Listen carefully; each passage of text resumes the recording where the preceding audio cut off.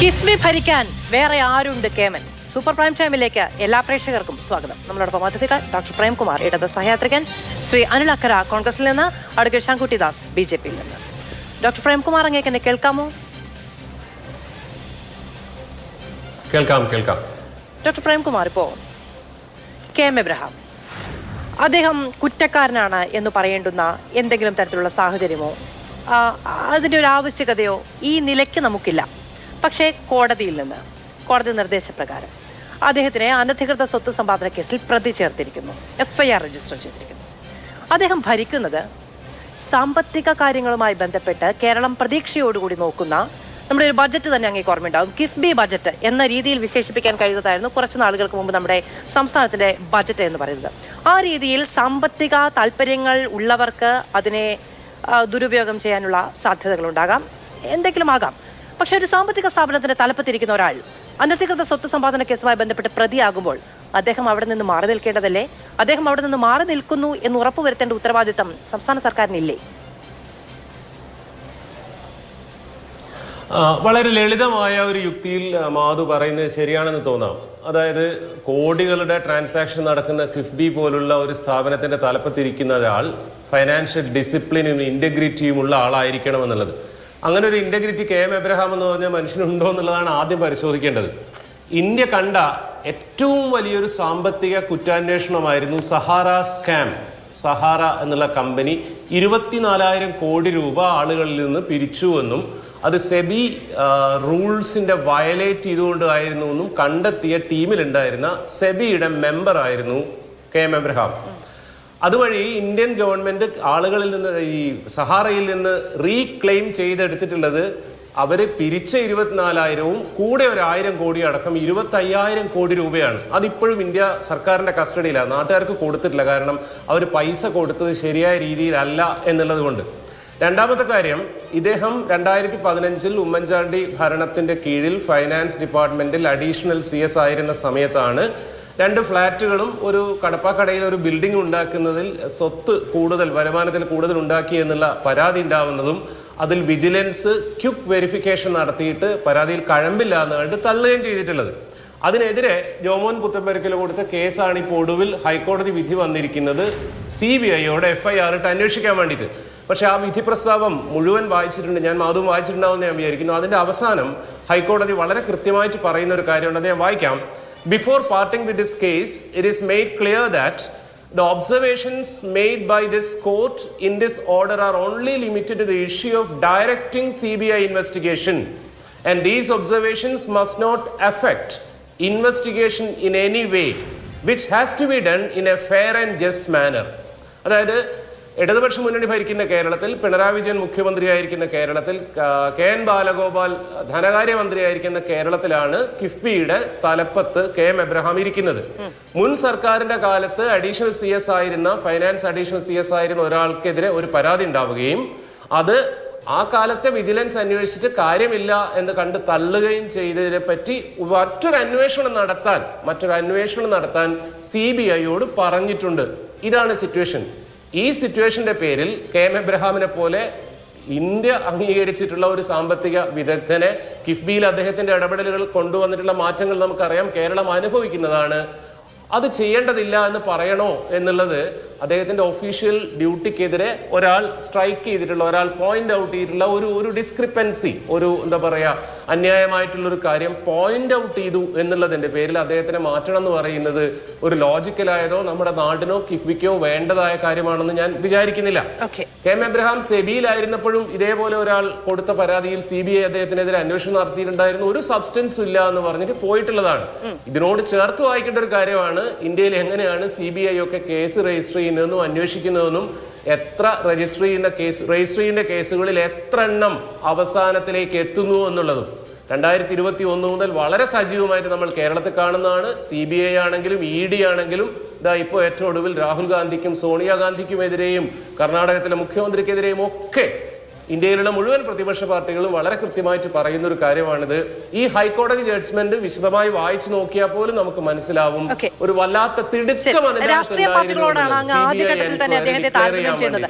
അദ്ദേഹം തന്നെ ഈ വിശ്വാശംസയുമായി കിഫ്ബിയിലെ സ്വന്തം ജീവനക്കാർക്ക് അയച്ച ഒരു ഇമെയിൽ, അതിന്റെ ആദ്യത്തെ പാരഗ്രാഫിലും പറയുന്നത് കിഫ്ബി അതിന്റെ ജൂബിലി ആഘോഷങ്ങളിലേക്ക് കടക്കുന്ന സമയത്താണ് ഈ കേസ് ഉണ്ടാകുന്നത് എന്നുള്ളത് പ്രധാനമാണ് എന്നുള്ളതാണ്. അതായത് സംസ്ഥാനത്തിന്റെ ഡെവലപ്മെന്റൽ താല്പര്യങ്ങൾ അത് സാധാരണഗതിയിൽ രാഷ്ട്രീയക്കാർ പറയുന്നതാണ്, അല്ലെ? ഭരണത്തിലിരിക്കുന്നവരൊക്കെ പറയുന്നതാണ്. നമ്മുടെ സംസ്ഥാനം ഇങ്ങനെ വികസിച്ച് വളർന്നു പോകുന്നത് കണ്ട് അസൂയാലുക്കൾ ചെയ്യുന്ന ഒന്നാണ് എന്ന തരത്തിലൊരു ദ്യോതിപ്പിക്കൽ അവിടെ പ്രകടമാണ്. അവിടെ ഒരു രാഷ്ട്രീയ ഭാഷയാണ് ഉപയോഗിക്കപ്പെടുന്നത് എന്നുള്ളതാണ്. ഇതിപ്പോ അദ്ദേഹം മുൻ ചീഫ് സെക്രട്ടറി ആയിരുന്നു. അദ്ദേഹം അങ്ങ് പറഞ്ഞതുപോലെ സഹാറ എന്നൊക്കെ പറയുന്നത് നമ്മുടെ വലിയ ഓർമ്മകളുടെ ഒക്കെ ഭാഗമാണ്, അല്ലെ? അത്തരം കമ്പനികളുടെ തട്ടിപ്പിനെയൊക്കെ പുറത്തു കൊണ്ടുവന്ന അദ്ദേഹത്തിന് പ്രൊഫഷണൽ സ്കില്ലിനെ നമ്മൾ ചോദ്യം ചെയ്യുന്നില്ല. സ്വാഭാവികമായും ഇവിടെ വേണമെങ്കിൽ കള്ളനല്ലേ കൊള്ളക്കാരനല്ലേ എന്നൊക്കെ നമുക്ക് വേണമെങ്കിൽ ആദ്യം വെറുതെ ഒരു പഞ്ചിന് പറയാം. നമ്മൾ എങ്ങനെയാണ് ഈ ചർച്ച തുടങ്ങുന്നത് എന്ന് പറയേണ്ടതില്ല എന്ന് പറഞ്ഞുകൊണ്ടാണ്. പക്ഷേ ഇവിടെ പരാമർശങ്ങൾ കോടതി അന്വേഷണത്തിൽ ഭാഗമാക്കേണ്ടതില്ല എന്ന് പറയുമ്പോൾ അങ്ങനെയല്ല. കോടതി നടത്തുന്ന പരാമർശം കോടതി CBI അന്വേഷണത്തിന് ഡയറക്റ്റ് ചെയ്യുന്ന സമയത്ത് അത് അങ്ങനെ തന്നെ എഴുതി ചേർക്കുന്ന കുറ്റപത്രമോ അല്ലെങ്കിൽ അങ്ങനെ എഴുതി ചേർക്കുന്ന അന്വേഷണ റിപ്പോർട്ടോ അല്ല ഒരു അന്വേഷണ സംവിധാനം മുന്നോട്ട് കൊണ്ടുപോകേണ്ടത് എന്നുള്ളതൊക്കെ വളരെ വസ്തുതാപരമായ വളരെ ബേസിക് ആയിട്ടുള്ള കാര്യങ്ങളാണ്. പക്ഷേ CBI കേസിൽ പ്രതി ചേർത്തിരിക്കുന്നു ഹൈക്കോടതി നിർദ്ദേശപ്രകാരം. ഈ ഒബ്സർവേഷൻസ് കോടതി നടത്തുന്നത് ഇങ്ങനെ ആകാശം നിന്ന് എടുത്തിട്ടല്ല, ആ കേസിന്റെ കൃത്യമായ കാര്യങ്ങളെ പരിഗണിച്ചുകൊണ്ട്. അല്ലെങ്കിൽ പിന്നെ നീതിന്യായ വ്യവസ്ഥ എന്ന് പറയുന്നത് ഒരു ബോധവുമില്ലാത്തൊരു സംവിധാനമാണ്. അപ്പോൾ കോടതി ഒരു ഒബ്സർവേഷൻ നടത്തണമെങ്കിൽ കോടതിക്ക് മുന്നിൽ മാറ്റർ ഓഫ് ഫാക്റ്റ് ആയി എന്തെങ്കിലും ഉണ്ടായിരിക്കണം. അതിൽ നടത്തിയിരിക്കുന്ന ഒബ്സർവേഷൻ എന്ന് പറയുന്നത് എന്തൊക്കെയാണ് എന്നുള്ള പരാമർശങ്ങൾ ഞാൻ തുടക്കത്തിൽ പറയാൻ ഒട്ടുപോകുന്നുമില്ല. അങ്ങേക്കും താല്പര്യം ഉണ്ടാകില്ല എന്ന് ഞാൻ വിചാരിക്കുന്നു. പക്ഷേ സാമ്പത്തിക കുറ്റകൃത്യങ്ങളുമായി ബന്ധപ്പെട്ടൊരു കേസിൽ പ്രതി ചേർത്തിരിക്കുന്ന ഒരാൾ സംസ്ഥാനത്തിന്റെ സാമ്പത്തിക മേഖലയെ കൃത്യമായി സ്വാധീനിക്കുന്ന ഒരു സ്ഥാപനത്തിന്റെ തലപ്പത്തിരിക്കണോ എന്നുള്ളത് ലളിതയുക്തി അല്ല ഡോക്ടർ പ്രേംകുമാർ. അത് ജനത്തിന്റെ ആശങ്ക എന്ന നിലയ്ക്ക് തന്നെയാണ് നമ്മളത് മുന്നോട്ട് വെക്കുന്നത്.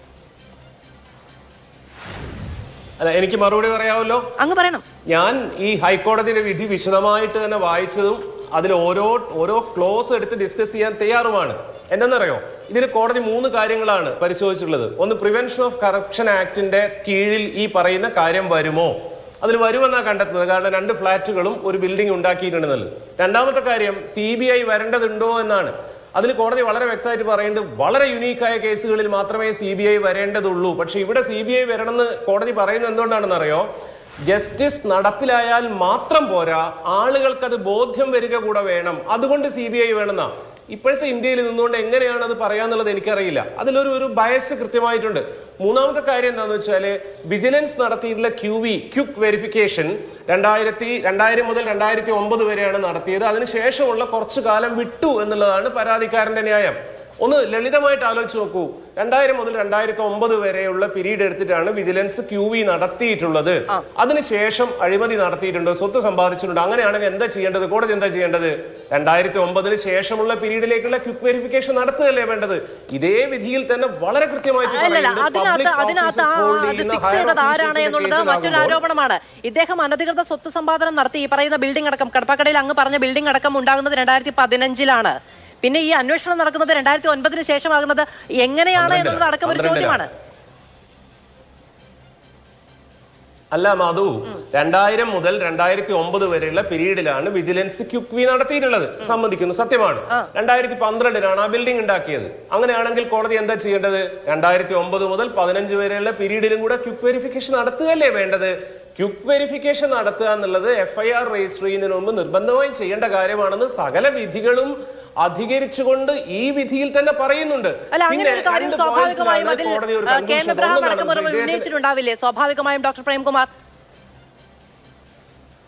അല്ല അതെനിക്കറിയില്ല. ഞാൻ ഇവരുടെ വാദമൊന്നും കേട്ടിട്ടില്ല. ഞാൻ ഈ വിധി പ്രസ്താവം മാത്രമേ വായിച്ചിട്ടുള്ളൂ. അത് വായിച്ചു നോക്കിയാൽ വളരെ വളരെ വളരെ സിമ്പിൾ ലോജിക്കിൽ മനസ്സിലാവുന്ന കാര്യമാണത്. 2000 മുതൽ 2009 വെരിഫിക്കേഷൻ നടത്തി, 2012 ബിൽഡിംഗ് ഉണ്ടാക്കി. അങ്ങനെയാണെങ്കിൽ ബാക്കി പീരീഡിലൂടെ ക്വിക്ക് വെരിഫിക്കേഷൻ നടത്തുകയല്ലേ വേണ്ടത്? ആദ്യം അല്ല, ഈ വിജിലൻസ് അന്വേഷണത്തെ കുറിച്ച് ഇതേ കോടതി വിധിയിൽ വിജിലൻസ് അന്വേഷണത്തെ കുറിച്ചൊക്കെ വിശദമായി പറയുന്നുണ്ട്. എങ്ങനെയാണ് ഇത് ചെയ്തതെന്ന് അടക്കമുള്ളത്. അതായത് ഈ വിജിലൻസ് അന്വേഷണത്തെ കുറിച്ച് കോടതി പറയുന്നുണ്ട്, വിജിലൻസ് മുഖ്യമന്ത്രിയുടെ അധികാരത്തിന് കീഴിലുള്ള ഒന്നാണ്. അവിടെയാണ് അദ്ദേഹം ചീഫ് പ്രിൻസിപ്പൽ സെക്രട്ടറി ആയിട്ട് ക്യാബിനറ്റ് പദവിയോട് കൂടി ഇരിക്കുന്നത് എന്നുള്ളതൊക്കെ കൂടി പറയുമ്പോഴാണ് അത് അദ്ദേഹത്തെ മാറ്റി നിർത്തേണ്ട ആവശ്യകതയില്ലെന്ന് ഞാൻ എന്റെ ലളിത യുക്തി പ്രകാരം ചോദിച്ചത്. ഡോക്ടർ പ്രേംകുമാർ, ഞാൻ എനിക്ക് വരാം, ഒരു നിമിഷം ഞാൻ വരാം. 3 തവണയായാലും നമ്മൾ തമ്മിൽ സംസാരിക്കുന്നത്, ഞാൻ വരാം. ഡോക്ടർ അഡ്വക്കേറ്റ് ശങ്കുട്ടിദാസ്, CBI അന്വേഷണ കേസിൽ CBI കേസിൽ, അതും സാമ്പത്തിക തട്ടിപ്പുമായി ബന്ധപ്പെട്ട അനധികൃത സ്വത്ത് സമ്പാദന കേസുമായി ബന്ധപ്പെട്ട പ്രതിയാകുന്ന ഒരാൾ സംസ്ഥാനത്ത് ജനങ്ങളുടെ നികുതി പണത്തിൽ നിന്ന് ശമ്പളം വാങ്ങുന്ന, അതും സാധാരണഗതിയിൽ പെൻഷനൊക്കെ ഒഴിവാക്കിയിട്ടാണ് ശമ്പളം കൊടുക്കാനുള്ള തീരുമാനമൊക്കെ ഉണ്ടാക്കുന്നത്. ഇത് അതുമല്ല, ഏതാണ്ട് 3,87,750 രൂപ പ്ലസ് പെൻഷൻ എന്ന നിലയ്ക്കാണ് അത്ര അദ്ദേഹത്തിന്റെ ശമ്പളം എന്ന് പറയുന്നത്. ഏതാണ്ട് 2 ലക്ഷത്തോളം പെൻഷൻ അടക്കം. ആ നിലയ്ക്ക് സർക്കാരിന്റെ ജനങ്ങളുടെ കാശ് കൈപ്പറ്റുന്ന ഒരാൾ ക്രെഡിബിൾ ആയിരിക്കണം. അതും പോകട്ടെ, അദ്ദേഹത്തിന്റെ റെക്കോർഡ് വിശ്വസനീയമായിരിക്കണം. അദ്ദേഹത്തിന്റെ പേരിൽ ആരോപണങ്ങളോ അല്ലെങ്കിൽ അദ്ദേഹത്തിന്റെ പേരിൽ കേസുകളോ ഉണ്ടായിരിക്കരുത് എന്നുള്ളത് ജനങ്ങളുടെ ഒരു മിനിമം ആവശ്യം എന്ന നിലയ്ക്ക് ഒരു സർക്കാരിന് പരിഗണിക്കാൻ പോകുന്നല്ലേ? തീർച്ചയായിട്ടും ഞാൻ വളരെ കൗതുകത്തോടു കൂടി കേൾക്കുകയായിരുന്നു ശ്രീമാൻ പ്രേംകുമാറിന്റെ ആമുഖമായിട്ടുള്ള വാദങ്ങൾ. എത്ര ലളിതമായിട്ടാണ് അദ്ദേഹം ഒരു കോടതിയുടെ അന്തസത്തയെ തന്നെ മറ്റൊരു തരത്തിലേക്ക് പരിവർത്തനം ചെയ്തത്. ഒരു കഴിവായിട്ട് തന്നെ ഞാൻ അംഗീകരിക്കുന്നു. യഥാർത്ഥത്തിൽ എന്താണ് ഈ കോടതിയുടെ വിധിയിൽ പറയുന്നത്? അദ്ദേഹത്തിന്റെ ആദ്യത്തെ കണ്ടൻഷൻ എന്ന് പറയുന്നത് ഈ CBI എന്ന് പറയുന്നത് കേന്ദ്ര സർക്കാരിന്റെ രാഷ്ട്രീയ ചട്ടുകമാണ്, പ്രതിപക്ഷ പാർട്ടികളെയും നേതാക്കന്മാരെയും വേട്ടയാടാൻ വേണ്ടി ഉപയോഗിക്കപ്പെടുന്ന ഒരു ആയുധമാണ്. അങ്ങനെ ഒരു ഏജൻസിയെ കൊണ്ട് ഈ സംസ്ഥാനത്തിന്റെ കിഫ്ബിയുടെയൊക്കെ തലവനായിട്ടുള്ള ഒരാൾക്ക് ഒരു അന്വേഷണം നടത്തിക്കുന്നത് എത്രത്തോളം ശരിയാവുന്നുള്ളതാണ്. ഇവിടുത്തെ പ്രശ്നം ഈ കേസിലെ ഹർജിക്കാരൻ ആരാണ്? ജോമോൻ പുത്തൻകുടിക്കൽ എന്ന് പറയുന്ന ഒരു സാമൂഹ്യ പ്രവർത്തകനാണ്. കേന്ദ്ര സർക്കാരിന്റെ ഏതെങ്കിലും ബന്ധപ്പെട്ട ആളുകളോ BJPയുടെ ഏതെങ്കിലും നേതാക്കളോ രാഷ്ട്രീയ മേഖലയിൽ പ്രവർത്തിക്കുന്ന ആരെങ്കിലും അല്ല. പൊതുകാര്യ പ്രസക്തനായിട്ട് ഇത്തരം സാമൂഹിക വിഷയങ്ങളിൽ നിരന്തരമായിട്ട് ലിറ്റിഗേഷൻസ് നടത്തിയിട്ട് കോടതിയെ കൊണ്ട് ഇടപെടൽ നടത്തിയിട്ടുള്ള ചരിത്രമുള്ള സിസ്റ്റർ അമലയുടെ കേസിൽ ഉൾപ്പെടെ ലിറ്റിഗേഷൻ നടത്തിയിട്ടുള്ള ജോമോൻ പുത്തൻപുരയ്ക്കൽ എന്ന് പറയുന്ന ആളാണ് ഇവിടുത്തെ ഹർജിക്കാരൻ. ഈ കേസിന്റെ ഒരു ഫൗണ്ടേഷൻ എങ്ങനെയാ, ഇതിന്റെ അടിസ്ഥാനം എങ്ങനെയാന്ന് വെച്ചാൽ, അങ്ങ് ജഡ്ജ്മെന്റ് വായിച്ചല്ലോ, 74 പേജുള്ള ജഡ്ജ്മെന്റിന്റെ ആദ്യ ഭാഗങ്ങളിൽ തന്നെ വളരെ ക്ലിയർ ആയി പറയുന്നുണ്ട്. അതായത് ഈ പറയുന്ന KM എബ്രഹാം എന്ന് പറയുന്നവരുടെ വരുമാനവുമായി ബന്ധപ്പെട്ട് സാധാരണഗതിയിൽ സർക്കാർ ഉദ്യോഗസ്ഥന്മാര് അവരുടെ സിവിൽ സർവീസ് കണ്ടക്ട് റൂൾസിന്റെ റൂൾ 16 പ്രകാരം അവരുടെ വാർഷിക വരുമാനം സ്റ്റേറ്റ്മെന്റ് ആയിട്ട് ഫയൽ ചെയ്യണം. സംസ്ഥാന സർക്കാരിനെയും ബന്ധപ്പെട്ട ഉദ്യോഗസ്ഥന്മാരെ അറിയിക്കണം. ഇദ്ദേഹം അങ്ങനത്തെ ഒരു സ്റ്റേറ്റ്മെന്റ് ഫയൽ ചെയ്തിട്ടില്ല. ഇതുമായി ബന്ധപ്പെട്ട് ഇദ്ദേഹം ഒരു റൈറ്റ് ടു ഇൻഫർമേഷൻ ആക്ട് പ്രകാരം ഇദ്ദേഹത്തിന്റെ വരുമാനവുമായി ബന്ധപ്പെട്ടിട്ട് ഒരു അപ്ലിക്കേഷൻ ഫയൽ ചെയ്തു ജോമൻ പുത്തൻപുരയ്ക്കൽ. കാരണം ഇദ്ദേഹം കാണുന്നുണ്ട്, ഇദ്ദേഹം തിരുവനന്തപുരത്ത് വീട് മേടിക്കുന്നു, ഇദ്ദേഹം ബോംബെയിൽ വീട് മേടിക്കുന്നു, ഇദ്ദേഹം കൊല്ലത്തൊരു വലിയ ഷോപ്പിംഗ് കോംപ്ലക്സ് ഉണ്ടാക്കുന്നു. ഒരു സർക്കാർ ഉദ്യോഗസ്ഥന് എങ്ങനെയാണ് ഇത്രയും കാര്യങ്ങൾ ചെയ്യാൻ സാധിക്കുക എന്ന് പറയുന്ന ഒരു കൗതുകത്തിന്റെ അടിസ്ഥാനത്തിൽ ഇദ്ദേഹത്തിന്റെ വാർഷിക വരുമാനം എന്താണ്, ഇദ്ദേഹത്തിന്റെ മറ്റു വരുമാന മാർഗങ്ങൾ എന്തൊക്കെയാണ്, ഇദ്ദേഹത്തിന്റെ കുടുംബാംഗങ്ങളുടെ ഭാര്യയുണ്ട്, മകളുണ്ട്, ഇവരുടെ വരുമാനം എന്താണ്, ഇതുമായി ബന്ധപ്പെട്ട് സ്റ്റേറ്റ്മെന്റ് ഫയൽ ചെയ്തിട്ടുണ്ടോ, ഉണ്ടെങ്കിൽ ആ സ്റ്റേറ്റ്മെന്റിന്റെ പകർപ്പ് വേണമെന്ന് പറഞ്ഞുകൊണ്ട് ഒരു RTI ഫയൽ ചെയ്തു. ഈ RTIക്ക് റിപ്ലൈ കൊടുത്തില്ല. അങ്ങനത്തെ ഒരു കണക്കും ഞങ്ങളുടെ കയ്യിൽ ലഭ്യമല്ല എന്നുള്ള ഉത്തരവാണ് സംസ്ഥാന സർക്കാരിൽ നിന്ന് കിട്ടിയത്. ഇതിന്റെ അടിസ്ഥാനത്തിലാണ് ഇദ്ദേഹം വിജിലൻസിൽ പരാതി കൊടുക്കുന്നത്. വിജിലൻസ് നടത്തി 2012 ഈ കൊല്ലത്തുള്ള ഈ ഷോപ്പിംഗ് കോംപ്ലക്സ് ഉണ്ടാക്കിയിട്ടുള്ളത്. 8 കോടി രൂപ, മൊത്തം 12 കോടി രൂപയുടെ അനധികൃത സ്വത്ത് സമ്പാദനം പറയുന്നതിന് 8 കോടി രൂപയും ഈ കൊല്ലത്തുള്ള ഈ ഷോപ്പിംഗ് കോംപ്ലക്സുമായി ബന്ധപ്പെട്ട നിർമ്മാണത്തിലാണ്. വിജിലൻസ് നടത്തിയത് 2000 മുതൽ 2009 വരെയുള്ള ഇദ്ദേഹത്തിന്റെ വരുമാന മാർഗങ്ങളെ സംബന്ധിച്ച് പഠനം നടത്തിയിട്ട് ഒരു ക്വിക്ക് വെരിഫിക്കേഷൻ, ഈ പറയുന്ന പോലെ അനധികൃത സമ്പാദനം ഒന്നും നടത്തിയിട്ടില്ല എന്ന് പറഞ്ഞിട്ട് ഒരു ക്വിക്ക് വെരിഫിക്കേഷൻ കൊടുക്കുന്നു. ഇതിന്റെ ഈ കോടതി വിധിയിൽ തന്നെ, ഈ CBI അന്വേഷണത്തിന് ഡയറക്ട് ചെയ്തുകൊണ്ടുള്ള കോടതി വിധിയിൽ കൃത്യമായി കോടതി പറഞ്ഞു വെക്കുന്ന കാര്യങ്ങൾ വിജിലൻസ് അന്വേഷണത്തിൽ വിശ്വാസമില്ല എന്നുള്ളതാണ്. അത് ജനങ്ങൾക്ക് വിശ്വാസം ഉണ്ടാകാൻ CBI അന്വേഷണം വേണം എന്നുള്ളതാണ്. വിജിലൻസ് KM എബ്രഹാമിനെ സേവ് ചെയ്യാൻ ശ്രമിച്ചു എന്നുള്ളതാണ്. വിജിലൻസ് ഡയറക്ടർ 2 എന്നുള്ളതാണ്. ഇത് നോക്കൂ, ഇത് KM എബ്രഹാമിനെതിരെ മാത്രമുള്ള ആരോപണമല്ല, സർക്കാർ സംവിധാനങ്ങൾക്ക് മുഴുവനും ഈ കോടതി വിധി ബാധകമാണ്. നോക്കി, നമ്മൾ ഇന്ന് ചർച്ച ചെയ്യുന്ന പശ്ചാത്തലം എന്താണ്? KM എബ്രഹാമിനെതിരെയുള്ള ഹൈക്കോടതിയുടെ വിധി വന്നിട്ട് 15 ദിവസം കഴിഞ്ഞു. 2 ആഴ്ച മുമ്പെയാണ് വിധി വന്നത്. ഇന്ന് നമ്മളിത് ചർച്ച ചെയ്യാനുള്ള പശ്ചാത്തലം, ഇന്ന് CBI അദ്ദേഹത്തിനെതിരെ കേസ് എടുത്തു എന്നുള്ളതാണ്. എങ്ങനെയാണ് കേസ് എടുത്തിട്ടുള്ളത്?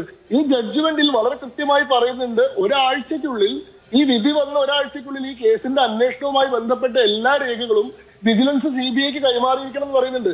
ഇന്നേ ദിവസം വരെ വിജിലൻസ് ഈ കേസുമായി ബന്ധപ്പെട്ട രേഖകൾ CBIക്ക് കൊടുക്കാൻ തയ്യാറായിട്ടില്ല. ഇതുമായി ബന്ധപ്പെട്ട് CBIയുടെ അന്വേഷണ ഉദ്യോഗസ്ഥനായിട്ടുള്ള SP നിരന്തരമായിട്ട് വിജിലൻസ് ഡയറക്ടറെ ബന്ധപ്പെടുകയും 3 തവണയിലേറെ കത്തുകൾ അയക്കുകയും ചെയ്തു. ഇതിനൊന്നും ഒരു റിപ്ലൈ ഉണ്ടായില്ല. ഏറ്റവും അവസാനം CBI എന്ന പരാതിക്കാരനായിട്ടുള്ള ജോമോൻ പുത്തൻപുരയ്ക്കലിനെ ഓഫീസിലേക്ക് വിളിച്ചു വരുത്തി അദ്ദേഹത്തെ ചോദ്യം ചെയ്ത് അദ്ദേഹത്തിൽ നിന്ന് പരാതി എഴുതി വാങ്ങി പരാതിയുടെ അടിസ്ഥാനത്തിലാണ് കേസെടുത്തിട്ടുള്ളത്. അതായത് ഇങ്ങനൊരു CBI അന്വേഷണം ഹൈക്കോടതി ഉത്തരവിട്ടിട്ട് പോലും ആ അന്വേഷണം നടത്താൻ വേണ്ടി ഒരു നിലയ്ക്കും സഹകരിക്കാൻ വിജിലൻസ് തയ്യാറായിട്ടില്ല. അപ്പൊ വിജിലൻസ് ഇതിൽ കോംപ്ലിസിറ്റ് അല്ലേ? വിജിലൻസ് ഇതിലൊരു കക്ഷി സമയമില്ലായ്മ കൊണ്ടാവില്ല എന്ന് വിചാരിക്കുന്നു. അദ്ദേഹത്തെ വിഷു സന്ദേശത്തിൽ ഈ പറയുന്ന 4-5 പാരഗ്രാഫ് കൃത്യമായി എഴുതി നാട്ടുകാരെ മുഴുവനും ഇമെയിൽ അയച്ച് അറിയിക്കാനുള്ള സമയമുണ്ട്, സംവിധാനമുണ്ട്, താല്പര്യവുമുണ്ട്. പക്ഷേ മറ്റു കാര്യങ്ങൾക്കുള്ള താല്പര്യമോ സമയമോ ഇല്ല, അത് പ്രകടിപ്പിക്കാനുള്ള നേരവുമില്ല, അതിനുള്ള ഔചിത്യവുമില്ല, നിയമ സംവിധാനത്തോടൊരു ബഹുമാനവുമില്ല. നോക്ക്, ഇതിൽ ഏറ്റവും വലിയ തമാശ എന്താണെന്ന് വെച്ചാൽ ഇപ്പൊ KM എബ്രഹാമിന്റെ ഒരു മാസത്തെ ശമ്പളം അതുമായി ബന്ധപ്പെട്ട് ഈ വിധിയിൽ തന്നെ പറയുന്നുണ്ട്. അദ്ദേഹം ഒരു 2013 അദ്ദേഹം ശമ്പളമായിട്ട് ഡ്രോ ചെയ്യുന്നത് 80,000 രൂപയാണെന്ന് പറയുന്നു. എന്നാൽ ഈ ബോംബെയിലുള്ള ഇദ്ദേഹത്തിന്റെ ഫ്ലാറ്റ് 3 കോടി രൂപ വില വരുന്ന ഫ്ലാറ്റിന്റെ ബാങ്ക് ലോണുമായി ബന്ധപ്പെട്ട് ബാങ്കിൽ അടയ്ക്കുന്നത് മാസം 84,000 രൂപയാണ്. 80,000 രൂപ സാലറി ഡ്രോ ചെയ്യുന്ന ആളെ എങ്ങനെയാണ് 84,000 രൂപ അടയ്ക്കുന്നത്? അപ്പോ ഇതുമായി ബന്ധപ്പെട്ടിട്ടാണ് ഇദ്ദേഹം ഈ RTI കൊടുക്കുന്നത്. ഈ RTI കൊടുത്തിട്ട് RTIക്ക് റിപ്ലൈ കൊടുക്കാൻ തയ്യാറാവുന്നില്ല. വിജിലൻസിൽ പരാതി കൊടുത്തു. വിജിലൻസ് ആദ്യം തന്നെ ക്വിക്ക് വെരിഫിക്കേഷൻ നടത്തിയിട്ട്, അതായത് കുറ്റകൃത്യം നടന്ന കാലം നിങ്ങളൊരു അഴിമതി നടത്തിയെന്ന് ഞാൻ പറയുന്നു. നിങ്ങൾ 2015 ഒരാളിൽ നിന്ന് അനധികൃതമായിട്ട് പണം സമ്പാദിച്ചിട്ടുണ്ട്, അത് നിങ്ങളുടെ ബാങ്ക് റെക്കോർഡുകൾ പരിശോധിച്ചാൽ കിട്ടുമെന്ന് ഞാൻ പറയാണ്. ഈ പറയുന്ന വിജിലൻസ് 2000 മുതൽ 2010 വരെയുള്ള നിങ്ങളുടെ ബാങ്ക് റെക്കോർഡ് പരിശോധിച്ചിട്ട് പറയാണ് അങ്ങനെ യാതൊരു അനധികൃത സമ്പാദനവും കാണുന്നില്ല എന്ന് പറഞ്ഞാൽ വിജിലൻസ് ഇവിടെ നിങ്ങളുടെ ഒപ്പാനുള്ളത് വ്യക്തല്ലേ? അതിന്റെ അടിസ്ഥാനത്തിൽ കോടതി എന്ന് വേണമെങ്കിൽ നമുക്ക് ചോദിക്കാന്ന് പറഞ്ഞാൽ വരാം. അടുത്ത ശങ്കുട്ടിദാസ്, പരാതിക്കാരൻ ശ്രീ ജോമോൻ പുത്തമ്പുരക്കൽ നമ്മളോടൊപ്പം ടെലിഫോൺ ലൈനിലുണ്ട്. ശ്രീ ജോമോൻ പുത്തമ്പുരക്കൽ, അങ്ങ് ഒറ്റ നിമിഷം കൂടി കാത്തിരിക്കണേ, ഞാൻ കോൺഗ്രസിന്റെ പ്രതിനിധിയിലേക്ക് പോയതിനു ശേഷം അങ്ങിലേക്ക് വരാം. ശ്രീ അനിലക്കര, ഇതൊന്ന് വിശദീകരിക്കാൻ, അതായത് കോടതിയുടെ ഭാഗത്ത് നിന്ന് ഇത്രയും രൂക്ഷമായ പ്രതികരണങ്ങൾ, ഒബ്സർവേഷൻസ് ഉണ്ടാകുന്നു, അതൊന്ന് വിശദീകരിക്കപ്പെടുന്നില്ല. CBI കേസ് രജിസ്റ്റർ ചെയ്യപ്പെടുന്നു, അദ്ദേഹം ആ കേസിൽ പ്രതിയാകുന്നു. അദ്ദേഹം നിയമ സംവിധാനത്തിലൂടെയാണ് താൻ നിരപരാധിയാണെന്ന് തെളിയിക്കേണ്ടതും, അല്ലെങ്കിൽ നിയമ സംവിധാനമാണ് അദ്ദേഹം കുറ്റക്കാരനാണ് എന്ന് തെളിയിക്കുകയും വേണ്ടത്. ഞാനത് ആവർത്തിച്ച് വ്യക്തമാക്കുക കൂടിയാണ്. പക്ഷേ ഇവിടെ ഒരു പ്രശ്നം എന്താണെന്ന് വെച്ചിട്ടുണ്ടെങ്കിൽ, അദ്ദേഹം ചീഫ് സെക്രട്ടറി ആയിരുന്നു നിലവിലെങ്കിൽ, മുൻ ചീഫ് സെക്രട്ടറി ആണല്ലോ, ചീഫ് സെക്രട്ടറി ആയിരുന്നു നിലവിലെങ്കിൽ അദ്ദേഹം ആ കേസിൽ പ്രതിയാകുന്ന സമയത്ത് അദ്ദേഹം സ്വാഭാവികമായും ആ പദവിയിൽ നിന്ന് മാറി നിൽക്കേണ്ടി വരും. അദ്ദേഹത്തിന്റെ നേരത്തെ ഈ സഹാറ കേസ് അടക്കമുള്ള കാര്യങ്ങളും അദ്ദേഹത്തിന്റെ പ്രൊഫഷണൽ സ്കില്ലും ഒക്കെ നമ്മൾ അംഗീകരിച്ചു കൊടുക്കാൻ തയ്യാറാണ്. പക്ഷെ അദ്ദേഹം ഒരു പ്രൈവറ്റ് സെക്ടറിലല്ല. അദ്ദേഹത്തിന് ഈ പ്രൊഫഷണൽ സ്കിൽ അംഗീകരിച്ചുകൊണ്ട് കിഫ്ബിയുടെ തലപ്പത്തേക്ക് വരുന്ന ഒരാളാണ്. ഏതാണ്ട് 10-30 വർഷത്തോളമായി കേരളത്തിന്റെ സാമ്പത്തിക ഗതിയെ ഉപദേശ രൂപേണ അല്ലെങ്കിൽ അത് ബിൽഡ് ചെയ്ത് കൊണ്ടുവരുന്ന രീതിയിലൊക്കെ സ്വാധീനിച്ചിട്ടുള്ള ഒരാളാണ് അദ്ദേഹം. നേരത്തെ ശങ്കുട്ടിദാസ് പറഞ്ഞതുപോലെ 19,000 രൂപ ശമ്പളം വാങ്ങുന്ന സമയത്ത് 3.5 കോടി രൂപയുടെ EMI അടയ്ക്കണം. അദ്ദേഹം അതിന് നൽകുന്ന വിശദീകരണം പറയുന്നത് കുടുംബം സഹായിച്ചിട്ടാണ് എന്നുള്ളതാണ്. അദ്ദേഹത്തിന്റെ കടുപ്പാക്കടയിലെ ഷോപ്പിംഗ് കോംപ്ലക്സിന്റെ നിർമ്മാണത്തിൽ അദ്ദേഹത്തിന്റെ കുടുംബം സഹായിക്കുകയാണ്. ഇത് എത്ര വലിയ കുടുംബമാണെങ്കിലും സമ്പത്ത് ഇങ്ങനെ പമ്പ് ചെയ്യുന്നതിനൊരു പരിധി ഉണ്ടാവില്ലേ? അതിന് അങ്ങനെയാണ് എങ്കിൽ തന്നെ നിയമപരമായി തന്റെ ബാധ്യതയിലുള്ളതാണ് തന്റെ കൂടി ഓണർഷിപ്പിൽ കെട്ടിയുയർത്തുന്ന മഹാസൗധത്തിന്റെ ഉത്തരവാദിത്തം എന്നുള്ള ബോധ്യമില്ലായ്മ അദ്ദേഹത്തിന് ഉണ്ടാകുമോ? അതുമായി ബന്ധപ്പെട്ടുള്ള കൃത്യമായിട്ടുള്ള രേഖകൾ തയ്യാറാക്കി വെക്കാനുള്ള കൂർമ്മബുദ്ധി അദ്ദേഹത്തിന് ഉണ്ടാകാതെ പോകുമോ? അങ്ങനെയുള്ള ആൾ എങ്ങനെയാണ് സ്വന്തം കാര്യങ്ങൾ, സ്വന്തം അക്കൗണ്ട്സ്, സ്വന്തം രേഖകൾ ഇതൊക്കെ കൃത്യമായി പരിപാലിക്കാൻ സാധ്യതയില്ലാത്ത, ശേഷിയില്ലാത്ത ഒരാളെയാണോ നമ്മൾ ഈ പ്രൊഫഷണൽ സ്കില്ലിന്റെ പേരിൽ സംസ്ഥാനത്തിന്റെ സാമ്പത്തിക വ്യവസ്ഥ ഏൽപ്പിക്കേണ്ടത്? അല്ല, ഇവിടെ നമ്മൾ മനസ്സിലാക്കേണ്ട ഒരു പ്രധാനപ്പെട്ട കാര്യം, ഇത് KM അബ്രഹാമിൻ്റെ കുടുംബവുമായി ബന്ധപ്പെട്ടോ അല്ലെങ്കിൽ KM അബ്രഹാമിൻ്റെ സ്വത്തുമായി ബന്ധപ്പെട്ടോ അതിൽ എത്രത്തോളം അനധികൃതമായി സമ്പാദിച്ചിട്ടുണ്ടോ എന്നതിനേക്കാളൊക്കെ പ്രധാനപ്പെട്ട ഒരു വിഷയം, ശ്രീ KM അബ്രഹാം ഇന്ന് സംസ്ഥാനത്തെ മുഖ്യമന്ത്രിയുടെ പ്രിൻസിപ്പൽ സെക്രട്ടറിയാണ്. കിഫ്ബിയുടെ ചുമതലക്കാരൻ, അതുപോലെ തന്നെ ഇന്നൊവേഷൻ സ്കീമുകളുടെയൊക്കെ പിന്നെ അനൗദ്യോഗിക അംഗം എന്ന നിലയിലൊക്കെ നിരവധി പദവികൾ ഈ ഗവൺമെൻറ് അദ്ദേഹത്തിന് കൊടുത്തിട്ടുണ്ട്. പക്ഷെ അതിനേക്കാളൊക്കെ പ്രധാനപ്പെട്ട വിഷയം എന്ന് പറയുന്നത് അദ്ദേഹം സംസ്ഥാനം ഭരിക്കുന്ന കേരള മുഖ്യമന്ത്രിയുടെ പ്രിൻസിപ്പൽ സെക്രട്ടറിയാണ്. അപ്പോൾ അത് ഈ 1ാം പിണറായി സർക്കാരിൻ്റെ കാലത്തെ പ്രിൻസിപ്പൽ സെക്രട്ടറിയും 2ാം പിണറായി സർക്കാരിൻ്റെ പ്രിൻസിപ്പൽ സെക്രട്ടറിയും ആരോപണങ്ങൾക്ക് വിധേയരാകുക മാത്രമല്ല, അവർ എൻഫോഴ്സ്മെൻറ്റ് ഡയറക്ടറേറ്റിൻ്റെ കേസുകളിലും അതുപോലെ തന്നെ വിജിലൻസിൻ്റെ കേസുകളിലും CBIയുടെ കേസുകളിലുമൊക്കെ പ്രതിയായി വരുന്നു എന്നുള്ള വളരെ ഗുരുതരമായ വിഷയമാണ് നമ്മുടെ മുന്നിലുള്ളത്. എന്ന് വെച്ചാൽ സംസ്ഥാനത്തെ മുഖ്യമന്ത്രിയുടെ ഓഫീസ് ഇത്തരത്തിലുള്ള കളങ്കിതരായ ആളുകൾ നിയന്ത്രിക്കുന്ന ഒരു ഉപജാപക സംഘത്തിൻ്റെ നിയന്ത്രണത്തിൽ വന്നു നിൽക്കുന്നു എന്നതാണ് നമ്മൾ ശ്രദ്ധിക്കേണ്ട ഒരു കാര്യം. മറ്റതൊക്കെ മറ്റ് നിയമപരമായ നടപടികളുമായി ബന്ധപ്പെട്ട നിയമപരമായ വിഷയങ്ങളാണ്. പക്ഷെ ഇവിടെ ധാർമ്മികമായൊരു വിഷയമുണ്ട്. ഇത് EMS നമ്പൂതിരിപ്പാട് ഇരുന്ന കസേര, VS അച്യുതാനന്ദൻ ഇരുന്ന കസേര, EK നായനാർ ഇരുന്ന കസേര, ഈ മൂന്ന് മുഖ്യമന്ത്രിമാരും അഴിമതിക്കാരാണ്, അഴിമതിക്കാരുമായി സന്ധി ചെയ്ത ആളുകളാണെന്നുള്ള ആരോപണമൊന്നും കേരള സമൂഹത്തിനകത്തില്ല. അതേ ഒരു പദവിയിൽ കേരളത്തിലെ ഇന്ത്യയിലെ ഏറ്റവും സീനിയറായ polit bureau member Pinarayi Vijayan, ഒരു ഇടതുപക്ഷ സർക്കാരിനെ നയിക്കുന്ന പിണറായി വിജയൻ്റെ 2 പ്രിൻസിപ്പൽ സെക്രട്ടറിമാരും അനധികൃതമായ സ്വത്ത് സമ്പാദന കേസുകളുമായി ബന്ധപ്പെട്ട് ഒരാൾ ജയിലിൽ പോയി ചികിത്സയുമായി ബന്ധപ്പെട്ട് ജാമ്യത്തിൽ, രണ്ടാമത്തെയാൾ CBI കേസിൽ പ്രതിയായി ഇന്ന് അറസ്റ്റ് ചെയ്യപ്പെടുമോ അല്ലെങ്കിൽ ജാമ്യത്തിൽ ഇറങ്ങുമോ എന്നൊക്കെ നിൽക്കുന്ന ഒരു വളരെ ദുഃഖകരമായ കാഴ്ച കേരളത്തെ ബാധിക്കുന്ന ഒരു വിഷയമാണ്. അതാണ് ഞാൻ സൂചിപ്പിക്കുന്നത്. ഇത് അന്വേഷണം ഉണ്ടാകുന്നത്, വിജിലൻസ് അന്വേഷണം ഉണ്ടാകുന്നത് നിങ്ങളുടെ സർക്കാരിന്റെ കാലത്തെ വിജിലൻസ് അന്വേഷണത്തിൽ ഒക്കെ അദ്ദേഹത്തിന് ക്ലീൻ ചിറ്റ് നൽകിയതല്ലേ എന്നുള്ള ചോദ്യം അപ്പുറത്തുനിന്ന് ഉയരും. അല്ല, അതൊക്കെ പറയേണ്ട ആളുകൾക്ക് പറയാം, അതിലൊന്നൊരു വിഷയകാര്യമില്ല. നമ്മുടെ നേർക്ക് വരുന്ന ചോദ്യങ്ങൾ വിഷയമാകാതിരിക്കില്ല. നമ്മുടെ നേർക്ക് വരുന്ന ചോദ്യങ്ങൾ വിഷയമാകാതിരിക്കില്ല. അല്ലല്ല, ഞാൻ അതിനെയൊന്നും ന്യായീകരിച്ചില്ല. ഞാൻ പറഞ്ഞു വരുന്നതാണ്, ഞാൻ അതിലേക്കാണ് വരുന്നത്. നമ്മുടെ സംസ്ഥാനത്ത് CBI അന്വേഷണം എങ്ങനെയാണ് വരുന്നത്? ഒരു സംസ്ഥാന സർക്കാരിനെ ഇന്ന് നേരിട്ട് ഒരു പരാതി കൊടുത്ത്, അല്ലെങ്കിൽ ജോമൻ പുത്തമ്പരക്കലിനോ അല്ലെങ്കിൽ എനിക്കോ മാധുവിനോ ഈ ചർച്ചയിലിരിക്കുന്ന ആർക്കും ഒരു പരാതി കൊടുത്തൊരു CBI അന്വേഷണം നമ്മുടെ സംസ്ഥാനത്ത് ഇടാൻ കഴിയില്ല. കാരണം എന്താണ്? ഇവിടെ കേന്ദ്ര നിയമത്തിന്റെ ഭാഗമായി വരുന്ന മറ്റു കേസുകളൊക്കെ സംസ്ഥാന സർക്കാരിന്റെ അനുമതി ഇല്ലാത്തതുകൊണ്ട് ഇന്ന് ഇവിടെ ഇത്തരത്തിലുള്ള കേസുകൾ അന്വേഷിക്കാൻ കഴിയില്ല. അപ്പോൾ ഒന്നുകിൽ ഇത് കോടതികളുടെ ഉത്തരവിന്റെ അടിസ്ഥാനത്തിലാണ് വരേണ്ടത്. ഇവിടെ ശ്രീ ഉമ്മൻചാണ്ടി സർക്കാരിന്റെ കാലത്താണെങ്കിലോ VS അച്യുതാനന്ദന്റെ കാലത്താണെങ്കിലോ വിജിലൻസ് അന്വേഷണങ്ങൾ തൃപ്തികരമല്ല എന്നുള്ള കാര്യത്തിലൊന്നും ആർക്കും തർക്കമില്ല. അത് ഹൈക്കോടതി അംഗീകരിച്ചാണല്ലോ, അത് ഞങ്ങൾ അഡ്മിറ്റ് ചെയ്യാൻ. വിജിലൻസ് അന്വേഷണത്തിന്റെ കാര്യത്തിൽ കുറ്റം പറയാനുള്ള ഒരു ധാർമ്മിക അടിത്തറ എങ്ങനെയാണ് കോൺഗ്രസ് ഉണ്ടാവുന്നത് എന്നുള്ളതാണ്. ഞാൻ അങ്ങയിലേക്ക് തന്നെ വരാം. ഏറ്റവും കുറവ് സമയം അങ്ങോട്ട് സംസാരിച്ചത്, അതുകൊണ്ട് ഞാൻ അങ്ങയിലേക്ക് തന്നെ വരാം. മറ്റുള്ളവരോടൊക്കെ 2-3 ചോദ്യങ്ങൾ ചോദിക്കുകയും ചെയ്തിരുന്നു. അതിന് മുമ്പ് ഞാൻ ശ്രീ ജോമൻ പുത്തമ്പുരക്കലിലേക്ക് ഒന്ന് പോയിക്കോട്ടെ. ശ്രീ ജോമൻ പുത്തമ്പുരക്കൽ, ഈ അങ്ങയുടെ സർക്കാർ ഗസ്റ്റ് ഹൗസുമായി ബന്ധപ്പെട്ട ദുരുപയോഗവുമായി ബന്ധപ്പെട്ട അങ്ങയെ കുടിയിറക്കി വിട്ടതുമായി ബന്ധപ്പെട്ട വൈരാഗ്യ ബുദ്ധി തുടങ്ങിയ ആരോപണങ്ങളൊക്കെ നമ്മൾ തന്നെ നേരത്തെ വാർത്തയുടെ ഭാഗമായി തന്നെ സംസാരിച്ചിട്ടുള്ള കാര്യമാണ്. അതിനങ്ങ് മറുപടി പറയുകയും ചെയ്തതാണ്. ഇതിപ്പോൾ ഒരാഴ്ചയായിട്ട് നമ്മൾ സംസാരിക്കുകയാണല്ലോ. പക്ഷേ ഇതിനകത്ത് കുറച്ചുകൂടി മുന്നോട്ട് വന്നൊരു ഘട്ടത്തിൽ അദ്ദേഹത്തിൻ്റെ സാമ്പത്തിക താല്പര്യങ്ങൾ എന്ന് പറയുന്നതിനെ ജനത്തിൻ്റെ ചെലവിൽ വെച്ചു പൊറുപ്പിക്കേണ്ട ആവശ്യകത ഉണ്ടോ എന്നുള്ളൊരു ചോദ്യമുണ്ട്. ഈ അവനവൻ്റെ വ്യക്തിപരമായ കാര്യങ്ങളെ, അല്ലെങ്കിൽ അവനവന് വ്യക്തിപരമായി നേരിടേണ്ടി വരുന്ന ആരോപണങ്ങളെ സർക്കാരിൻ്റെ ചെലവിൽ, സംവിധാനത്തിൻ്റെ ചെലവിൽ വെള്ളയടിച്ചു കാണിക്കുക എന്ന് പറയുന്നത് നിലവിലിരിക്കുന്ന രാഷ്ട്രീയ ശക്തിയോടുള്ള, അല്ലെങ്കിൽ രാഷ്ട്രീയ പാർട്ടിയോടുള്ള, അധികാരത്തിലിരിക്കുന്ന രാഷ്ട്രീയ പാർട്ടി സംരക്ഷിക്കുമെന്ന ഉറപ്പിന്മേലല്ല എങ്കിൽ എങ്ങനെയാണ് ഒരാൾക്ക് സാധിക്കുക? മാധു, ആദ്യം തന്നെ എന്റെ കാര്യം റെസ്റ്റ് ഹൗസിൽ കുടിയൊഴിപ്പിച്ചെന്നൊക്കെ പറഞ്ഞല്ലോ. ഇവിടെ എന്താ സംഭവം എന്ന് ചോദിച്ചു കഴിഞ്ഞാൽ, എനിക്കെതിരെ ധനകാര്യ പരിശോധന നടത്തിയതിന്റെ വൈരാഗ്യത്തിലാണ് അദ്ദേഹത്തെ പ്രതിയാക്കി ഞാൻ വിജിലൻസ് കോടതിയിൽ ഹർജി കൊടുത്ത് ഉത്തരവ് വാങ്ങിച്ചെന്നാണ് അദ്ദേഹം പറഞ്ഞത്. അത് പച്ചക്കള്ളമാണെന്നുള്ളത് പിന്നീട് ശരിയാൻ കഴിയും. ഇപ്പം മാതൃഭൂമിയിലെ ചർച്ചയിൽ തന്നെ അത് ആദ്യമായി ഞാൻ പറഞ്ഞിട്ടില്ല. ഞാൻ ഇതിനുള്ള ചർച്ചയിലും വന്നിട്ടില്ല. എന്താണ് ഇത്? എബ്രഹാത്തിനെതിരെ 2016 ഒക്ടോബർ 7-നാണ് വിജിലൻസ് അന്വേഷണത്തിന് തിരുവനന്തപുരം കോടതി ഉത്തരവിടുന്നത്. അതിനുശേഷം 25 ദിവസം കഴിഞ്ഞിട്ടാണ് എനിക്കെതിരെ ഞാൻ വാദിയായ കേസിലെ 3 വിജിലൻസ് അന്വേഷണം നേരിടുന്ന പ്രതിയായിട്ടുള്ള പെണ്ണമ്മ എന്ന് പറയുന്ന ചീഫ് എഞ്ചിനീയറുടെ കയ്യിൽ നിന്ന് ഒരു പരാതി എഴുതി വാങ്ങിച്ച് ഞാൻ വാദിയായ കേസിലെ പ്രതി അന്വേഷിക്കുന്നു, വേറൊരു പ്രതി പരാതി കൊടുക്കുന്നു. ആ ധനകാര്യ പരിശോധന റിപ്പോർട്ട് നടത്തി 3 ദിവസത്തിനുള്ളിൽ നടത്തി സർക്കാർ റിപ്പോർട്ട് കൊടുത്തു.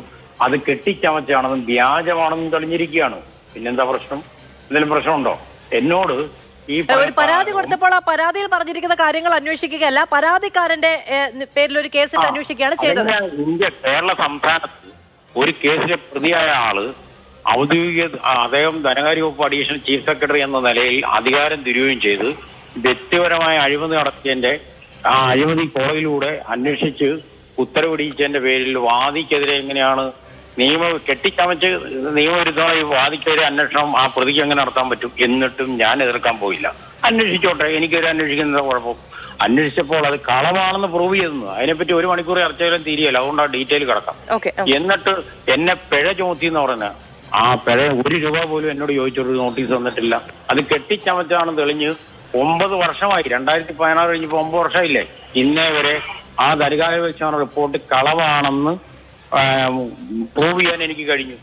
അത് നിയമസഭ പെറ്റീഷനുകൾ തെളിവെടുപ്പ് നടത്തി അത് പിൻവലിക്കാൻ സർക്കാരിനോട് ആവശ്യപ്പെട്ടിരിക്കുന്ന കാര്യമാണ്. 2, അവിടെ നിൽക്കട്ടെ. ഇവിടെ ഉമ്മൻചാണ്ടി മുഖ്യമന്ത്രി ആയിരുന്നപ്പോഴാണ് വീരാവശ്യം വെച്ചെടുത്ത് ഉമ്മൻചാണ്ടിക്ക് മുഖ്യമന്ത്രിക്ക് അന്നത്തെ കൊടുത്തു. അതായത് 2015 മെയ് 25 എന്റെ പരാതിയിന്മേൽ അദ്ദേഹം ചീഫ് സെക്രട്ടറി മുഖേന വിശദീകരണം ചോദിച്ചു. എന്താണ് 33 വർഷത്തെ സർവീസിനിടെ ഒരിക്കൽ പോലും 15,000 രൂപ മൂവ് ആൻഡ് പ്രോപ്പർട്ടി സ്റ്റേറ്റ്മെന്റ് ആശ്രിതയുടെ അദ്ദേഹത്തിന്റെ ഭാര്യയും മക്കളെയും ഫയൽ ചെയ്തിട്ടില്ലെന്ന് പറഞ്ഞപ്പോൾ അന്ന് തന്നെ മുഖ്യമന്ത്രി വിശദീകരണം ചോദിച്ചത് 2015 ജൂൺ 10-ാം തീയതിയാണ്. അന്ന് തന്നെ KM എബ്രഹാം ചീഫ് സെക്രട്ടറിക്ക് എഴുതി കൊടുത്തു. എന്റെ ഭാര്യ ഷെയർലി, ആശ്രിതയുടെ 2 മക്കള്, ഭാര്യയ്ക്ക് ദേഹത്തിന് ഉപയോഗിക്കാൻ ഡ്രസ്സ് മാത്രമേ ഉള്ളൂ എന്ന് പറയുമ്പോൾ ആ പറഞ്ഞതിന് മുമ്പ് തന്നെ എഴുതി കൊടുത്ത് അവസാനിപ്പിച്ചു. അവൻ വിജിലൻസ് അന്വേഷണം നടത്തിയപ്പോൾ ഭാര്യയുടെ പേരിൽ കോടിക്കണക്കിന് രൂപ അക്കൗണ്ടിൽ വന്നത് വിജിലൻസ് കണ്ടെത്തിയിട്ട് അത് കൊടുത്ത് ന്യായീകരിച്ചാണ് കൊടുത്തത്. പക്ഷെ കോടതി കൊടുത്തപ്പോൾ ആ വിജിലൻസ് കോടതി അതിന്റെ രേഖകളെല്ലാം എടുത്ത് ഡീറ്റെയിൽ ആയിട്ട് വന്നിട്ട് കോടികൾ വളരെ ലളിതമായി ഇത് പറയാം. ദൈനംദിന കാര്യങ്ങൾക്ക് വേണ്ടിയുള്ള ഉപയോഗിക്കാനുള്ള ഡ്രസ്സോ മാത്രമേ ഉള്ളൂ എന്ന് പറഞ്ഞ ആ ആൾ അവിടെ വിട്ട് കൊടുക്കുന്നതിൽ മാറ്റി പറയാൻ പറ്റും. സ്വത്ത് വിവരങ്ങൾ ഡിക്ലെയർ ചെയ്തിട്ട് പിന്നെ മാറ്റി പറഞ്ഞാൽ നിയമം അനുവദിക്കുന്നില്ല. അപ്പോൾ ഡയമണ്ട് സ്വർണം വാങ്ങിച്ചതിന്റെ 1,37,000 രൂപ അവരുടെ അക്കൗണ്ടിൽ നിന്ന് പോയുണ്ട്. തിരുവനന്തപുരം ട്രിവാൻഡ്രം ക്ലബിൽ ഭക്ഷണം കഴിച്ചതിന്റെ വകയാന്ന് തോന്നുന്നു 1,00,000 രൂപകളും വരുന്നുണ്ട് ഈ ഷെയർലി എബ്രഹാത്തിന്റെ അക്കൗണ്ടിൽ നിന്ന് പോയി. അങ്ങനെ കോടികൾ ചെലവായതും വന്നുപോയ കണക്കുകൾ ഹൈക്കോടതിയിൽ ഹാജരാക്കിയിട്ടുള്ള ബോധ്യപ്പെട്ടു. അപ്പം ഈ പറയുന്ന അതവിടെ നിൽക്കട്ടെ, അതൊക്കെ കോടതിക്ക് ബോധ്യമായി. എന്നെപ്പറ്റി പറഞ്ഞ ആരോപണം മുഴുവൻ KM എബ്രഹാം ഹൈക്കോടതിയിൽ ഉന്നയിച്ച് ഹൈക്കോടതി ശാസിച്ച് മേലാൽ ഒറ്റ കാര്യം കൂടി ഞാൻ അങ്ങോട്ട് ഒരു ക്ലാരിറ്റി വരുത്തിക്കോട്ടെ. KM എബ്രഹാമിന് അവിടെ ഈ കാര്യങ്ങൾ വിശദീകരിക്കാനുള്ള അവസരം കിട്ടിയിട്ടുണ്ടല്ലോ അല്ലേ? അത് ജഡ്ജ്മെന്റ് എടുത്ത് വായിച്ചു നോക്കാം. അതല്ലേ ഞാൻ മാധുവിന് CBSPക്ക് ഇന്നലെ കൊടുത്ത എന്റെ പരാതി അങ്ങ് തന്നെയാണ് ആവശ്യപ്പെടുകയും ചെയ്തത്. അങ്ങ് തന്നെയാണ് ആവശ്യപ്പെടുന്നത്. ഞാൻ ഈ ചോദ്യങ്ങൾ ചോദിക്കുന്നത് എല്ലാ മറ്റുള്ളവർ കൂടി ഇത് വളരെ സാങ്കേതികമായ ഒരു വിധിയുടെ ഭാഗമായ കാര്യങ്ങളൊക്കെ അല്ലേ എല്ലാവരും കൂടി കേൾക്കാൻ വേണ്ടി ചോദിക്കുന്നതാണ്. 1 വർഷത്തോളം വാദം നടത്തി KM എബ്രഹാത്തിന് കേൾക്കാനുള്ള മുഴുവൻ കേട്ടിട്ടാണ് വിധി പറഞ്ഞിരിക്കുന്നത്. പിന്നെ KM എബ്രഹാമത്തിന്റെ ഒന്നും കേട്ടില്ലെന്ന് പറഞ്ഞ നുണയല്ലേ? അതൊന്നും വേണ്ട. ഈ KM എബ്രഹാം മുഖ്യമന്ത്രിക്ക് കൊടുത്തൊരു കത്തിൽ പറയാ ഈ പറയുന്ന KM എബ്രഹാം അതീവ ഗുരുതരമായ കോടതി ലക്ഷക്കേസ് നേരിടേണ്ട അവസ്ഥയിലേക്ക് വരുന്ന ഒരു കാര്യം പറയണം. എന്താണ്? ഹർജിക്കാരൻ അനുകൂല ബെഞ്ചിൽ, ഇപ്പം വിധി പറഞ്ഞ ബെഞ്ചിൽ അനുകൂല ബെഞ്ചിൽ വരാൻ വേണ്ടി ഹർജി ഫയൽ ചെയ്ത് അനുകൂല വിധി വാങ്ങിച്ചത് ജസ്റ്റിസ് K. ബാബു എന്ന് പറഞ്ഞ ഈ വിധി പറഞ്ഞ ഈ ഹൈക്കോടതിയിലെ ബെഞ്ചിൽ ഫയൽ ചെയ്ത് അനുകൂല വിധി വാങ്ങിച്ചത്. അപ്പോൾ ഞാനിവിടെ അപ്പീൽ ഹൈക്കോടതി ഫയൽ ചെയ്ത് 2018 ഫെബ്രുവരി 28-നാണ്. അന്ന് ജസ്റ്റിസ് K. ബാബു എന്ന് പറഞ്ഞ ജഡ്ജി ജില്ലാ ജഡ്ജിയാണ്, ഹൈക്കോടതി ജഡ്ജി പോലും ആയിട്ടില്ല. അദ്ദേഹത്തെ അന്ന് ഞാൻ ഫയൽ ചെയ്തപ്പോൾ ജസ്റ്റിസ് ഉബൈദ് എന്ന് പറഞ്ഞ ജഡ്ജിയാണ് മുമ്പിലാണ് വന്നത്. ഇതൊക്കെ ഈ പറയുന്ന വാദത്തിന്റെയും വിസ്താരത്തിന്റെയും സമയത്ത് നടക്കുന്നതാണ്. അതെല്ലാം കഴിഞ്ഞിരിക്കുന്നു. ആ വിധി ഹൈക്കോടതി വിധി പോലും കഴിഞ്ഞിരിക്കുന്നു. അതിനുശേഷം CBI കേസ് രജിസ്റ്റർ ചെയ്യുകയും ചെയ്തിരിക്കുന്നു. മുഖ്യമന്ത്രി പറയണം എന്നുള്ളതാണ് അന്ന് KM എബ്രഹാം പറഞ്ഞത്. അദ്ദേഹം ആ സ്ഥാനത്ത് നിന്ന് മാറി നിൽക്കേണ്ടതുണ്ടോ എന്നുള്ളത് മുഖ്യമന്ത്രി പറയുമോ എന്നുള്ളതാണ് സാധാരണക്കാരന്റെ ചോദ്യവും. ഇടവേള തിരിച്ചു വരാം. ഡോക്ടർ പ്രേംകുമാർ, അങ്ങ് നേരത്തെ പറഞ്ഞു ഇതിലൊരു പ്രിലിമിനറി എൻക്വയറി നടക്കുക എന്ന് പറയുന്നത് കോടതി വിധികൾ പ്രകാരം തന്നെ ആവർത്തിച്ച് ഉറപ്പുവരുത്തിക്കപ്പെട്ടിട്ടുള്ളൊരു കാര്യമാണ് എന്നുള്ളതൊക്കെ. ഈ വിധിയുടെ പാരഗ്രാഫിൽ അതിനൊരു വിശദീകരണം അങ്ങ് വായിച്ചിട്ടുണ്ടാകുമെന്ന് തന്നെയുള്ളതാണ് എൻ്റെ വിശ്വാസം. ഇൻ ദി പ്രസന്റ് കേസ് ഈ vigilance and anti corruption bureau already conducted a preliminary enquiry and collected relevant materials. Therefore, അത് അടുത്ത പാരഗ്രാഫാണ് 69. Therefore, no preliminary inquiry is required before registration of the FIR എന്ന് കോടതി തന്നെ പറയുന്നുണ്ട്. അപ്പോൾ ആ അങ്ങ് പറഞ്ഞതിനൊരു മറുപടി എന്ന നിലയ്ക്കാണ് ഞാൻ അത് പറഞ്ഞത്. ഇത്രയും ഗൗരവകരമായ പരാമർശങ്ങൾ കോടതിയുടെ ഭാഗത്തു നിന്ന് വന്നിട്ട് ഇത് KM എബ്രഹാം മാത്രം വിശദീകരിക്കേണ്ടതോ അദ്ദേഹത്തിന്റെ വിഷു സന്ദേശത്തിൽ ന്യായീകരിക്കേണ്ട കാര്യങ്ങളോ ഒന്നുമല്ല. ഇത് വിശദീകരിക്കേണ്ട ഉത്തരവാദിത്തം, അല്ലെങ്കിൽ എന്തുകൊണ്ട് KM എബ്രഹാം മാറി നിൽക്കേണ്ടതില്ല എന്ന് വിശദീകരിക്കേണ്ട ഉത്തരവാദിത്തം വിജിലൻസ് കൈകാര്യം ചെയ്യുന്ന വകുപ്പിനുണ്ട്. അതിന് നേതൃത്വം നൽകുന്ന മുഖ്യമന്ത്രിക്കുണ്ട്. അദ്ദേഹം നേതൃത്വം നൽകുന്ന സർക്കാരിനെ നയിക്കുന്ന പാർട്ടിക്കുണ്ട്. EP ജയരാജൻ മോഡലിൽ ആരോപണമാണ് എന്ന് പറഞ്ഞ് നിഷേധിക്കുക എന്ന് പറയുന്നത് എല്ലാവർക്കും ദഹിക്കേണ്ടതല്ല. മാധു, നിങ്ങൾ വായിച്ച സാധനം തന്നെ ഞാൻ പറയട്ടെ. അതായത് ക്വിക്ക് വെരിഫിക്കേഷൻ വേണം എന്നുള്ളത് നിർബന്ധമാണ് പബ്ലിക് ഓഫീസ് എന്നുള്ളത് ഈ ഹൈക്കോടതി വിധി തന്നെ പല സുപ്രീം കോടതി വിധികൾ എടുത്ത് പറയുന്നതാണ്. എന്റെ നിർബന്ധമോ എന്റെ അഭിപ്രായമോ അല്ല. അതിനുശേഷം കോടതി പറയുന്നത് എന്താണെന്നറിയോ? വിജിലൻസ് ക്വിക്ക് വെരിഫിക്കേഷൻ നടത്തിയിട്ടുണ്ട്, എന്നിട്ട് ഇദ്ദേഹം കുറ്റക്കാരനല്ലെന്ന് തെളിഞ്ഞിട്ടുണ്ട്, അതുകൊണ്ട് ക്വിക്ക് വെരിഫിക്കേഷൻ വേണ്ടെന്നാ. അതെന്ത് ലോജിക്കാണത്? വിജിലൻസ് നടത്തിയ ക്വിക്ക് വെരിഫിക്കേഷൻ ശരിയല്ല എന്നാണെങ്കിൽ CBI ക്വിക്ക് വെരിഫിക്കേഷൻ നടത്തുകയല്ലേ വേണ്ടത്? അതാണ് ഞാൻ ചോദിക്കുന്നത്.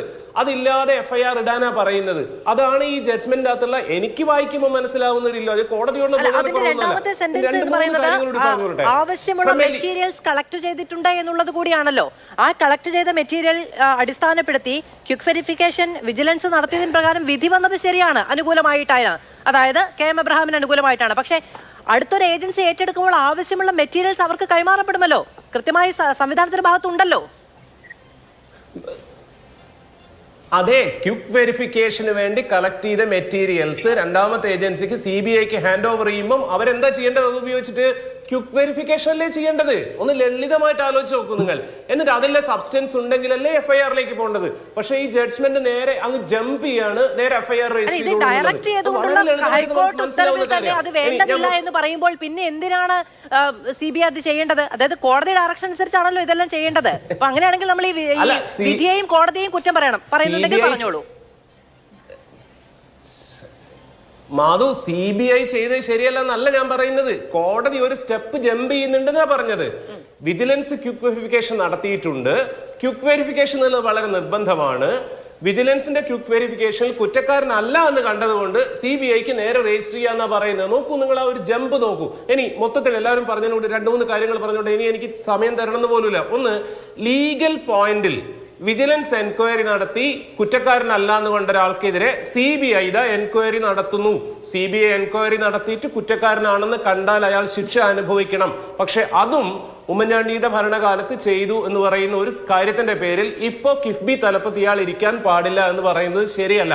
പൊളിറ്റിക്കലി സ്പീക്കിംഗ്, ഈ പറയുന്ന അനധികൃത സ്വത്ത് സമ്പാദനം ഉണ്ടായിട്ടുള്ളത് കഴിഞ്ഞ UDF ഭരണകാലത്താണ്. ഇദ്ദേഹം പറയുന്ന, അനിൽ അക്കരെ പറയുന്ന കളങ്കിതം എന്നുള്ളത് ഉണ്ടായിട്ടുള്ളത് ആ കാലത്താണ്. അതുകൊണ്ട് ഇപ്പോൾ ഉള്ള പിണറായി വിജയൻ മുഖ്യമന്ത്രിയോ LDF അതിന് ഉത്തരവാദിയാവും എന്ന് പറയുന്നത് ശരിയല്ല. അതെന്തുപോലെയാണെന്നറിയോ? പിണറായി വിജയൻ ഭരിക്കുന്ന സമയത്ത് KPCC പ്രസിഡന്റ് 2 ക്രിമിനൽ കേസിൽ പ്രതിയാവുന്നു.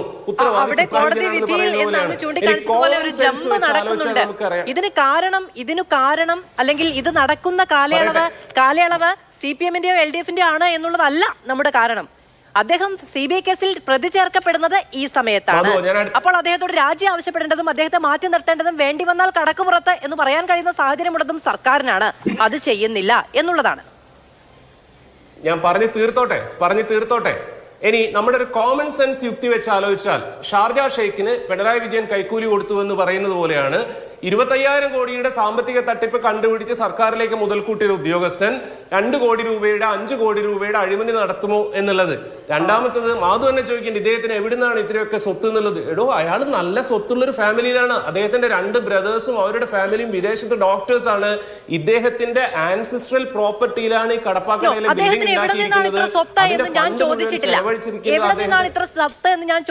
ഒരു പരിധിയില്ലെന്ന് ചോദിച്ചു.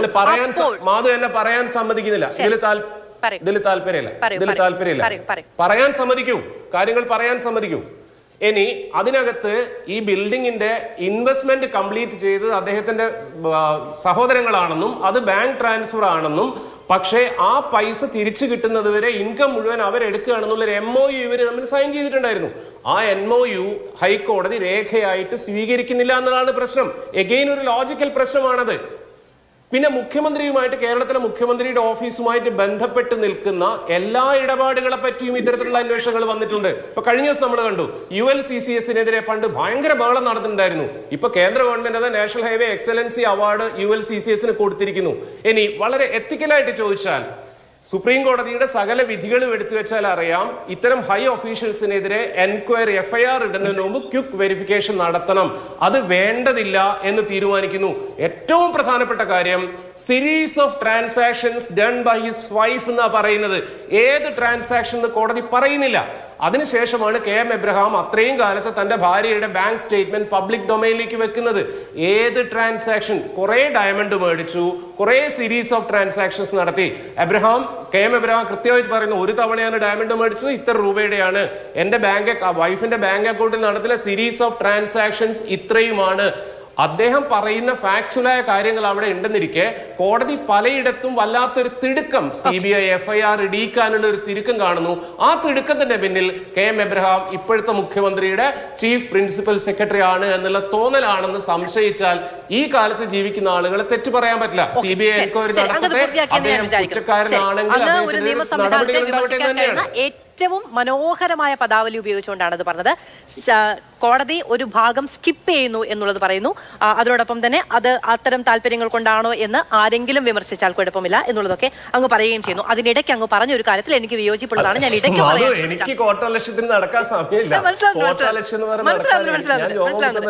അതിനിടയ്ക്ക് അങ്ങ് പറഞ്ഞ ഒരു കാര്യത്തിൽ എനിക്ക് വ്യക്തത വരുത്താനുള്ള ഒന്ന്, എവിടെ നിന്നാണ് അദ്ദേഹത്തിന് ഇത്ര സ്വത്ത് എന്ന് ഞാൻ ചോദിച്ചില്ല. അതായത് അദ്ദേഹത്തിന്റെ EMI കൊടുക്കുന്ന സഹോദരന്മാർ, പിന്നെ അദ്ദേഹത്തിന് കടപ്പാക്കടയിൽ കോംപ്ലക്സ് കെട്ടിക്കൊടുക്കുന്ന സഹോദരന്മാർ, ഈ നിലയ്ക്ക് ഒരു നമുക്കൊരു അതിശയോക്തി ഉണ്ടാവുമല്ലോ. എല്ലാം ഇങ്ങനെ സഹോദരന്മാർ കൊടുത്തുകൊണ്ടേ. ഒരു നിമിഷം ഞാനും കൂടി കംപ്ലീറ്റ് ചെയ്യട്ടെ. അപ്പോ അങ്ങ് എന്നെയും കൂടി പറയാൻ അനുവദിക്കൂ, ഡോക്ടർ പ്രേംകുമാർ എന്നെയും കൂടി പറയാൻ അനുവദിക്കൂ. എനിക്കും ഇതിൽ താല്പര്യമില്ല, അപ്പൊ എന്നെയും കൂടി ഒന്ന് പറയാൻ സമ്മതിക്കൂ. ശരി, അപ്പോ അങ്ങനെ സഹോദരന്മാർ ഇങ്ങനെ കൊടുത്തുകൊണ്ടേ ഇരിക്കുന്നു എന്നുള്ളത് ശരി. പക്ഷേ അങ്ങനെ കൊടുക്കട്ടെ, സ്നേഹമുള്ള സഹോദരന്മാരുണ്ടാകുന്ന ഒരു കുറ്റമൊന്നുമല്ല. കാശുള്ള കുടുംബത്തിൽ ജനിക്കുന്നത് ഒട്ടും കുറ്റമല്ല. പക്ഷേ അതിന്റെ ലീഗലായിട്ടുള്ള കാര്യങ്ങൾ കൃത്യമായിരിക്കണം എന്നുള്ളതാണ്. അദ്ദേഹത്തിന്റെ കൂടി പേരിലുള്ള ഒരു പ്രോപ്പർട്ടിയിൽ അത് പറയുന്ന MOU അദ്ദേഹം സമർപ്പിച്ചിട്ടുണ്ടെന്ന് പറയുന്നത്. പക്ഷേ അതുമായി ബന്ധപ്പെട്ട കാര്യങ്ങൾ ബാങ്ക് ട്രാൻസ്ഫർ മുഖേന ബോധിപ്പിക്കാൻ കഴിഞ്ഞിട്ടില്ലെന്നാണ് ഞാൻ മനസ്സിലാക്കുന്നത്. അത് ഇനി ഈ പറയുന്നത് പോലെ CBI എൻക്വയറിയുമായി ബന്ധപ്പെട്ടുള്ള കാര്യങ്ങളിൽ കൂടുതൽ വിവരങ്ങൾ പുറത്തു വരുമ്പോൾ, അതായത് സഹോദരന്മാർ മാത്രമാണ് ഈ മുഴുവൻ പണവും ചെലവഴിച്ചിരിക്കുന്നത് എന്നുള്ളത് ബാങ്ക് ട്രാൻസ്ഫർ മുഖേന ബോധിപ്പിക്കാൻ കഴിഞ്ഞിട്ടില്ല എന്നുള്ളതാണ് ഞാൻ മനസ്സിലാക്കുന്നത്. അങ്ങനെ കൊടുക്കുകയാണെങ്കിലും അതുമായി ബന്ധപ്പെട്ട ലീഗൽ ആയിട്ടുള്ള പേപ്പേഴ്സ് ശരിയാക്കാനുള്ള ഉത്തരവാദിത്തം അദ്ദേഹത്തിനുണ്ട്. അങ്ങനെ ചെയ്യാൻ കഴിയാത്ത ഒരാൾക്ക് എങ്ങനെയാണ് കിഫ്ബി പോലൊരു സ്ഥാപനത്തിന്റെ തലപ്പത്തിരുന്നു കൊണ്ട് വളരെ വളരെ നമ്മൾ ഈ ക്രിസ്റ്റൽ ക്ലിയർ എന്നൊക്കെ പറയില്ലേ, ആ ഒരു രീതിക്ക് ഇത് മുന്നോട്ട് കൊണ്ടുപോകാൻ കഴിയുന്നത് എന്നുള്ളതാണ് ചോദിച്ചത്. ഇതിനിടയ്ക്ക് ഞാനൊരു വാഗ്ദാന ലംഘനം നടത്തിയത് ശ്രീ അനിലക്കരയോടാണ്. ഞാൻ അദ്ദേഹത്തിലേക്ക് തിരികെ വരാം എന്നുള്ളതായിരുന്നു പറഞ്ഞത്. ശ്രീ അനിലക്കര, ഡോക്ടർ പ്രേംകുമാർ ആവർത്തിച്ച് പറയുന്ന ഒരു കാര്യം എന്ന് പറയുന്നത്, ഈ അനധികൃത സ്വത്ത് അദ്ദേഹം സമ്പാദിച്ചിട്ടുണ്ട് എങ്കിൽ അത് UDF സർക്കാരിന്റെ ഭരണകാലത്താണ്. അപ്പോൾ ആ സമയത്തുണ്ടാകുന്ന സ്വാഭാവികമായും ആ സ്വത്ത് സമ്പാദനം എന്ന് പറയുന്നത് അന്നത്തെ വിജിലൻസ് അറിയേണ്ടതാണ്. അന്ന് കൂട്ടിൽ അടച്ചിട്ടില്ല എങ്കിൽ ഇനി അതുമായി ബന്ധപ്പെട്ട എൻക്വയറി നടക്കുമ്പോൾ അന്നത്തെ വിജിലൻസിന്റെ പ്രാഥമിക അന്വേഷണം ഉള്ളതുകൊണ്ട് ഇനി വേണ്ട എന്നാണല്ലോ പറയുന്നത്. അപ്പൊ ആ അന്വേഷണത്തിലടക്കമുള്ള കാര്യങ്ങൾ മെറ്റീരിയൽ അടക്കം ശേഖരിച്ചിട്ട് വിജിലൻസ് കോടതിയിൽ അദ്ദേഹത്തിന് അനുകൂലമായ വിധിയാണ് ഉണ്ടാകുന്നതെങ്കിൽ ഇന്നത്തെ കോടതി വിധിയിൽ എങ്ങനെയാണ് അദ്ദേഹത്തെ കുറ്റം പറയാൻ കഴിയുക? നിങ്ങളുടെ ഭരണകാലത്ത് നീതി ഉറപ്പിക്കാൻ അനധികൃത സ്വത്ത് സമ്പാദനത്തിന് വഴിയൊരുക്കി അദ്ദേഹത്തിന്റെ ഈ സ്വത്ത് സമ്പാദനം പുറത്തു കൊണ്ടുവരാൻ വേണ്ടിയിട്ട് നൽകിയ പരാതിയിൽ പരിശോധന നടത്തി അദ്ദേഹത്തെ ശിക്ഷിക്കാൻ നിങ്ങൾക്ക് കഴിഞ്ഞില്ല. ഇപ്പം മുഖ്യമന്ത്രിയുടെ പ്രിൻസിപ്പൽ സെക്രട്ടറി ആയിരിക്കുന്നതുകൊണ്ട് മാത്രം നിങ്ങൾക്ക് രാഷ്ട്രീയ താല്പര്യമോ? അല്ല, ഇത് മാധു, രാഷ്ട്രീയ താല്പര്യത്തിൻ്റെ അടിസ്ഥാനത്തിലല്ലല്ലോ നമ്മളിവിടെ ചർച്ചയ്ക്ക് ഇരിക്കുന്നത്. ഇവിടെ KM അബ്രഹാമിനെ കുറിച്ച് അല്ലെങ്കിൽ വ്യക്തിപരമായി അദ്ദേഹത്തിന് ഇപ്പോൾ അദ്ദേഹം മുഖ്യമന്ത്രിയുടെ പ്രിൻസിപ്പൽ സെക്രട്ടറി അല്ലെങ്കിൽ ഇങ്ങനെ ഒരു ചർച്ചയ്ക്ക് തന്നെ പ്രസക്തിയില്ല. കാരണം ഒരു സർക്കാർ സർവീസിലുള്ള ഒരാൾ അനധികൃത സ്വത്ത് സമ്പാദിച്ചു, അതുമായി ബന്ധപ്പെട്ടുകൊണ്ട് ഒരു കേസ് അന്വേഷിക്കാൻ കേരള ഹൈക്കോടതി ഉത്തരവിട്ടു. അതിൻ്റെ അടിസ്ഥാനത്തിൽ അന്വേഷിക്കും. അതിനകത്ത് ആർക്കും ഒരു തർക്കമുള്ള കാര്യമില്ല. ഇവിടെ ഇത് തർക്കത്തിലേക്ക് വന്നത് ഇപ്പോൾ ഞാനിവിടെ കോൺഗ്രസിൻ്റെ പ്രതിനിധിയായിട്ട് ഇവിടെ ഇരിക്കുന്നതും ഡോക്ടർ പ്രേംകുമാർ ഇടതുപക്ഷത്തിൻ്റെ പ്രതിനിധിയായിട്ട് അവിടെ ഇരിക്കുന്നതും ശങ്കുട്ടിദാസ് അവിടെ BJPയുടെ പ്രതിനിധിയായിട്ട് ഇരിക്കേണ്ടി വന്നത് ശ്രീ KM അബ്രഹാം മുഖ്യമന്ത്രിയുടെ പ്രിൻസിപ്പൽ സെക്രട്ടറി എന്ന പദവിയിൽ ഇരിക്കുന്ന ഒരാളുടെ പേരിൽ അന്വേഷണം വന്നുകൊണ്ടാണ്. അപ്പോൾ അതാണ് ഇവിടെ ക്ലിയർ ചെയ്യേണ്ടത്. UDF ഭരണകാലത്ത് അനധികൃതമായി സ്വത്ത് സമ്പാദിച്ച ആൾ ഇപ്പോൾ LDF ഭരണകാലത്ത് പിന്നെ വിജിലൻസ് അന്ന് കേസെടുക്കാൻ കഴിഞ്ഞില്ല എന്നുകൊണ്ട് തുടരാമെന്നാണോ പറയുന്നത്?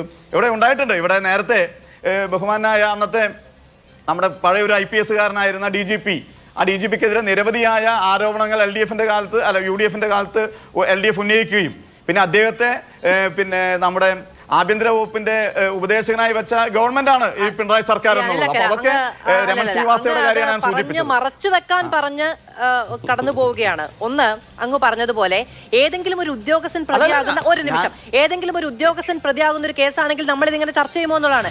എം.ആർ. അജിത് കുമാറിന്റെ അനധികൃത സ്വത്ത് സമ്പാദനം നമ്മൾ ചർച്ച ചെയ്തിട്ടില്ലേ? കോൺഗ്രസ് പ്രതിനിധികൾ വന്നിരുന്ന് ചർച്ച ചെയ്തിട്ടില്ലേ? വെറും ഒരു ഉദ്യോഗസ്ഥനല്ലേ, ഒരു പോലീസ് ഉദ്യോഗസ്ഥൻ മാത്രമല്ലേ? അത് നമ്മൾ വളരെ കാര്യമായി ചർച്ച ചെയ്തിട്ടില്ലേ? അതുപോലെ തന്നെ കെ എം എബ്രഹാം മുൻ ഉദ്യോഗസ്ഥനായിരുന്നു. അങ്ങയുടെ സർക്കാരിന്റെ കാലത്ത് ഉദ്യോഗസ്ഥനാണ്. അനധികൃത സ്വത്ത് സമ്പാദനം നടത്തി എന്ന് പറയുന്ന കാലത്ത് നിങ്ങളുടെ സർക്കാരാണ് ഉണ്ടായിരുന്നത്. എന്നിട്ട് നിങ്ങളുടെ സർക്കാരിന് കീഴിലുള്ള വിജിലൻസ് അന്വേഷിച്ചു അദ്ദേഹത്തിന് ക്ലീൻ ചിറ്റ് കൊടുത്തു. അതായത് അന്ന് അന്വേഷിച്ച് ബോധ്യപ്പെട്ടു. അദ്ദേഹവും പറയുന്നതാണ്, അന്ന് ഞാൻ നിരപരാധിയായിരുന്നു. ഇന്നിപ്പോ ഉണ്ടാക്കിയെടുത്ത താല്പര്യത്തിന്റെ പ്രകാരത്തിലുള്ള കേസ് നിങ്ങളല്ലേ അന്ന് ഒപ്പുവെച്ച് കൊടുത്തത്? അല്ല, ഞാൻ പറഞ്ഞ എന്താണ് മാധു, ഇത് എന്തിനാണ് എം ആർ അജിത്കുമാർ എന്താണ് ഇന്ന് സർവീസിലുള്ള DGP റാങ്കിലുള്ള ഉദ്യോഗസ്ഥനാണ്. അദ്ദേഹത്തിന്റെ വിഷയം ചർച്ച ചെയ്യും. ഞാൻ റിട്ടയർ ആയ ഒരു സർക്കാർ ഉദ്യോഗസ്ഥന്റെ കാര്യമാണ് ഞാൻ സൂചിപ്പിച്ചത്. ഞാൻ പറഞ്ഞ പോയിന്റ് വളരെ കൃത്യമാണ്.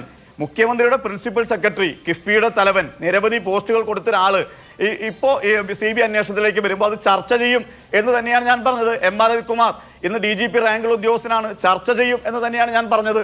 സർവീസിന് പുറത്തുള്ള ഒരാൾ വെറുതെ റിട്ടയർ ആയി പോയ നിരവധിയായ ആളുകളുമായി ബന്ധപ്പെട്ട കേസുകൾ നടക്കുന്നുണ്ട്. നമ്മൾ ആരെങ്കിലും ചർച്ച ചെയ്യാറുണ്ടോ? അപ്പോൾ ഇത് വളരെ പ്രധാനപ്പെട്ടതാണ്. മുഖ്യമന്ത്രിയുടെ ഓഫീസിനകത്തിരിക്കുന്ന ഒരാൾക്കെതിരെ, മുഖ്യമന്ത്രിയുടെ പ്രിൻസിപ്പൽ സെക്രട്ടറിക്കെതിരെ CBI കേസ് വരുമ്പോൾ അതിനകത്ത് മറുപടി പറയേണ്ടത് മുഖ്യമന്ത്രി തന്നെയാണ്. പിന്നെ മാധു പറഞ്ഞൊരു പ്രധാനപ്പെട്ട കാര്യം, ഞങ്ങളുടെ ഭരണകാലത്ത് വിജിലൻസ് അന്വേഷണം നടന്നു. ആ വിജിലൻസ് അന്വേഷണത്തിന്റെ ഭാഗമായി വിജിലൻസ് കോടതിയിൽ അദ്ദേഹത്തിന് ക്ലീൻ ചിറ്റ് കൊടുത്തു. അല്ലാണ്ട് മുഖ്യമന്ത്രിയല്ല ക്ലീൻ ചിറ്റ് കൊടുത്തത്, വിജിലൻസ് കോടതിയാണ് ക്ലീൻ ചിറ്റ് കൊടുത്തത്. ആ കൊടുത്ത ക്ലീൻ ചിറ്റിനെതിരെ ശ്രീ ജോമോൻ പുത്തമ്പുരയ്ക്കൽ ഹൈക്കോടതിയിൽ കേസുമായി പോയി. അതിനെന്താ ക്ലാരിറ്റിയുടെ കുറവ്? ഞങ്ങളാരെങ്കിലും പിന്നെ അന്ന് ഈ പറയുന്ന KM അബ്രഹാമിനെ ഞങ്ങൾ ന്യായീകരിച്ചോ? ഇപ്പം ന്യായീകരിക്കുന്നുണ്ടോ? ഞങ്ങൾ അന്നത്തെ വിജിലൻസിനെ ഇപ്പം ന്യായീകരിക്കുന്നുണ്ടോ? ഞങ്ങൾ വളരെ ക്ലിയറാണ്. നിയമപരമായി ഞങ്ങളുടെ സീക്വൻസ് വളരെ ക്ലിയറാണ്. ഞങ്ങൾ അതിനെ ഒന്നും ന്യായീകരിക്കാനല്ല ഞാൻ ഇവിടെ ഇരുന്നതും. ഞങ്ങൾ ആരും അതുമായി ബന്ധപ്പെട്ടുകൊണ്ട് ന്യായീകരിച്ചിട്ടില്ല. ഞങ്ങൾ അന്നും ഇന്നും ന്യായീകരിച്ചിട്ടില്ല. ഞങ്ങൾ പറയുന്നത് എന്താ, കോടതി നടപടികളെ കുറിച്ചാണ് ഞാൻ സൂചിപ്പിച്ചത്. ഞാൻ എന്ത് പറയാം, ഞാൻ അന്നത്തെ പിന്നെ വിജിലൻസിനെ ഞാൻ ന്യായീകരിച്ചോ? ഞാൻ ന്യായീകരിച്ചില്ല. ആ വിജിലൻസിനെതിരായി പരാതി പോയി ഉണ്ടായത് ഞാൻ ന്യായീകരിച്ചില്ല. കാര്യമില്ല. ശരി, ശങ്കുട്ടി, ഞാൻ ന്യായീകരിച്ചില്ലല്ലോ. ശരി, അല്ല ഞാൻ പറഞ്ഞ അവസാനിപ്പിക്കട്ടെ. അല്ല ഞാൻ പറഞ്ഞ അവസാനിപ്പിച്ചില്ല. അല്ല, ഞാൻ പറഞ്ഞു വരുന്നത്, ഇന്ന് ഞാൻ തുടക്കത്തിൽ പറഞ്ഞ പോലെ മുഖ്യമന്ത്രിയുടെ ഒന്നാം പിണറായി സർക്കാരിന്റെ കാലത്തെ മുഖ്യമന്ത്രിയുടെ പ്രിൻസിപ്പൽ സെക്രട്ടറി എന്ന ശിവശങ്കരൻ ജയിലിൽ കിടന്ന് ചെറിയ ജാമ്യത്തിൽ ഇപ്പൊ ഇറങ്ങിയിരിക്കുകയാണ്. രണ്ടാം പിണറായി സർക്കാരിന്റെ പ്രിൻസിപ്പൽ സെക്രട്ടറിയും ഇന്ന് വളരെ പ്രധാനപ്പെട്ട ഒരു കേസിനകത്ത് വന്നിരിക്കുകയാണ്. എന്ന് വെച്ചാൽ മുഖ്യമന്ത്രിയുടെ ഓഫീസാണ് ഇതിനകത്ത് പ്രശ്നം. മുഖ്യമന്ത്രിയുടെ ഓഫീസാണ് ഇപ്പോഴത്തെ പ്രശ്നം. മുഖ്യമന്ത്രിയുടെ ഓഫീസ് ധനകാര്യ വിഷയങ്ങളുമായി ബന്ധപ്പെട്ടുകൊണ്ടുള്ള ഉപജാപക സംഘത്തിന്റെ കീഴിൽ വന്നിരിക്കുന്ന ഒരു സമയത്ത് അത് മുഖ്യമന്ത്രിയെ ബാധിക്കുന്ന ഒരു വിഷയത്തിലേക്ക് മാറുന്ന ഒരു ഘട്ടത്തിൽ നിൽക്കുകയാണ്. മുഖ്യമന്ത്രി എന്താണ് KM അബ്രഹാമിനെ സംരക്ഷിക്കുന്നത്? ആ സംരക്ഷിക്കുന്നത് ഈ ഉപജാപക സംഘത്തിന്റെ ഭാഗമാണ് KM അബ്രഹാം എന്നതുകൊണ്ടാണ്. ശരി, ഞാൻ അടുക്ക് ശങ്കുട്ടിദാസിലേക്ക് പോകണം. അടുക്ക് ശങ്കുട്ടിദാസ്, ഇത് ഒന്ന്, ഈ സഹാറ കേസുമായി ബന്ധപ്പെട്ട കാര്യത്തിൽ 25 കോടി സർക്കാരിലേക്ക് വീണ്ടെടുത്ത ഒരാൾ 2 കോടി രൂപയുടെ അഴിമതി ചെയ്തു എന്ന് ആരോപിക്കാൻ പാടുണ്ടോ എന്നുള്ളതാണ് ഡോക്ടർ പ്രേംകുമാർ ചോദിച്ച ഒരു കാര്യം. 25 കോടി സ്വന്തം അക്കൗണ്ടിലേക്ക് മാറ്റാൻ കഴിയില്ല, അത് അന്വേഷണത്തിന്റെ ഭാഗമായിട്ടാണ്. പക്ഷേ അഴിമതി എന്ന് പറയുന്നത്, അല്ലെങ്കിൽ ഈ 2 കോടി രൂപയുടെ സാമ്പത്തിക ക്രമക്കേട് എന്ന് പറയുന്നത് ഒരാൾക്ക് ചെയ്യാനുള്ള ഒരു മോശപ്പെട്ട മാനദണ്ഡമല്ല അദ്ദേഹത്തിന്റെ പ്രൊഫഷണൽ ട്രാക്ക് റെക്കോർഡ് എന്ന് ഞാൻ വിചാരിക്കുന്നു. നിങ്ങൾക്ക് അതിൽ കമന്റ് ഉണ്ടെങ്കിൽ പറയാം. പക്ഷെ അതിനേക്കാൾ ഗൗരവതരമായ ഒരു കാര്യം എന്ന് പറയുന്നത്, ഇതേ വിഷു സന്ദേശത്തിൽ അദ്ദേഹം പറയുന്ന ഒന്ന്, മുൻ IPS ഉദ്യോഗസ്ഥൻ, ഒപ്പം ജോമോൻ പുത്തമ്പുരയ്ക്കൽ, എല്ലാവരും ചേർന്നുള്ള ചില ഫോൺ രേഖകൾ പരിശോധിച്ചാൽ ഗൂഢാലോചന വ്യക്തമാകും എന്നുള്ളതാണ്. അതായത് അധികാരത്തിലിരിക്കുന്ന ആളുകൾക്ക് ആരോട് സംസാരിച്ചു എന്നും ആരോട് എന്ത് സംസാരിച്ചു എന്നും എപ്പോൾ സംസാരിച്ചു എന്നും ഒക്കെ നമ്മുടെ സ്വകാര്യത എന്നൊക്കെ പറയുന്നതിൽ എന്തെങ്കിലും തരത്തിലുള്ള റെസ്പെക്ട് ഉണ്ടാവണ്ടേ മനുഷ്യർക്ക്? M.R. അജിത് കുമാർ പറഞ്ഞിട്ടില്ലേ? M.R. അജിത് കുമാർ എന്റെ കയ്യിൽ ഓഡിയോ റെക്കോർഡ് ഉണ്ടെന്ന് പറഞ്ഞിട്ടില്ലേ? അധികാരം എന്ന് പറയുന്നത് മനുഷ്യന്റെ സ്വകാര്യത മുഴുവനും പിടിച്ച് ഈ നട്ടപ്പെരുവഴിയിൽ ഇങ്ങനെ നഗ്നമാക്കി നിർത്താൻ പോകുന്ന തരത്തിലുള്ള പ്രിവിലേജ് കൊടുക്കുന്ന ഒന്നാണോ? അപ്പൊ നമ്മളൊക്കെ ഏത് ലോകത്ത് എന്ത് വിശ്വസിച്ചാണ് ജീവിക്കുന്നത്? അത് വളരെ പ്രധാനമായിട്ടൊരു കാര്യമാണ്. കാരണം അദ്ദേഹം ആ വിഷു സന്ദേശത്തിൽ പറയുന്നത്, ഇവരുടെ ഫോൺ സന്ദേശം പരിശോധിച്ചാൽ നിങ്ങൾക്ക് കാര്യം മനസ്സിലാവുമെന്ന് പറയുമ്പോൾ ഇവര് തമ്മിൽ സംസാരിച്ചാൽ അദ്ദേഹം കേട്ടിട്ടുണ്ടെന്നാണല്ലോ നമ്മൾ മനസ്സിലാക്കേണ്ടത്. പിന്നെ M.R. അജിത് കുമാറിന്റെ കാര്യത്തിലും അതേപോലെ തന്നെ PV അൻവറും പറഞ്ഞിരുന്നു, ഇവര് തമ്മിൽ സംസാരിക്കുന്ന ഫോൺ റെക്കോർഡുകളെല്ലാം എന്റെ കയ്യിൽ ഉണ്ടെന്ന് പറഞ്ഞിരുന്നു.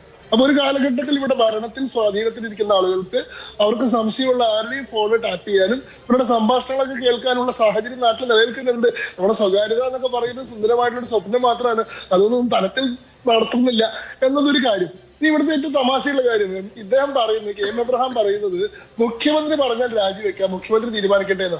അത് വളരെ ക്ലെവർ ആയിട്ടുള്ള ഒരു പ്ലേ ആണ്. കാരണം മുഖ്യമന്ത്രിക്ക് ഒരിക്കലും അത് പറയാൻ പറ്റില്ല. കാരണം മുഖ്യമന്ത്രി എന്ന് പറഞ്ഞു കഴിഞ്ഞാൽ ആദ്യം അദ്ദേഹം രാജിവെക്കേണ്ടി വരും.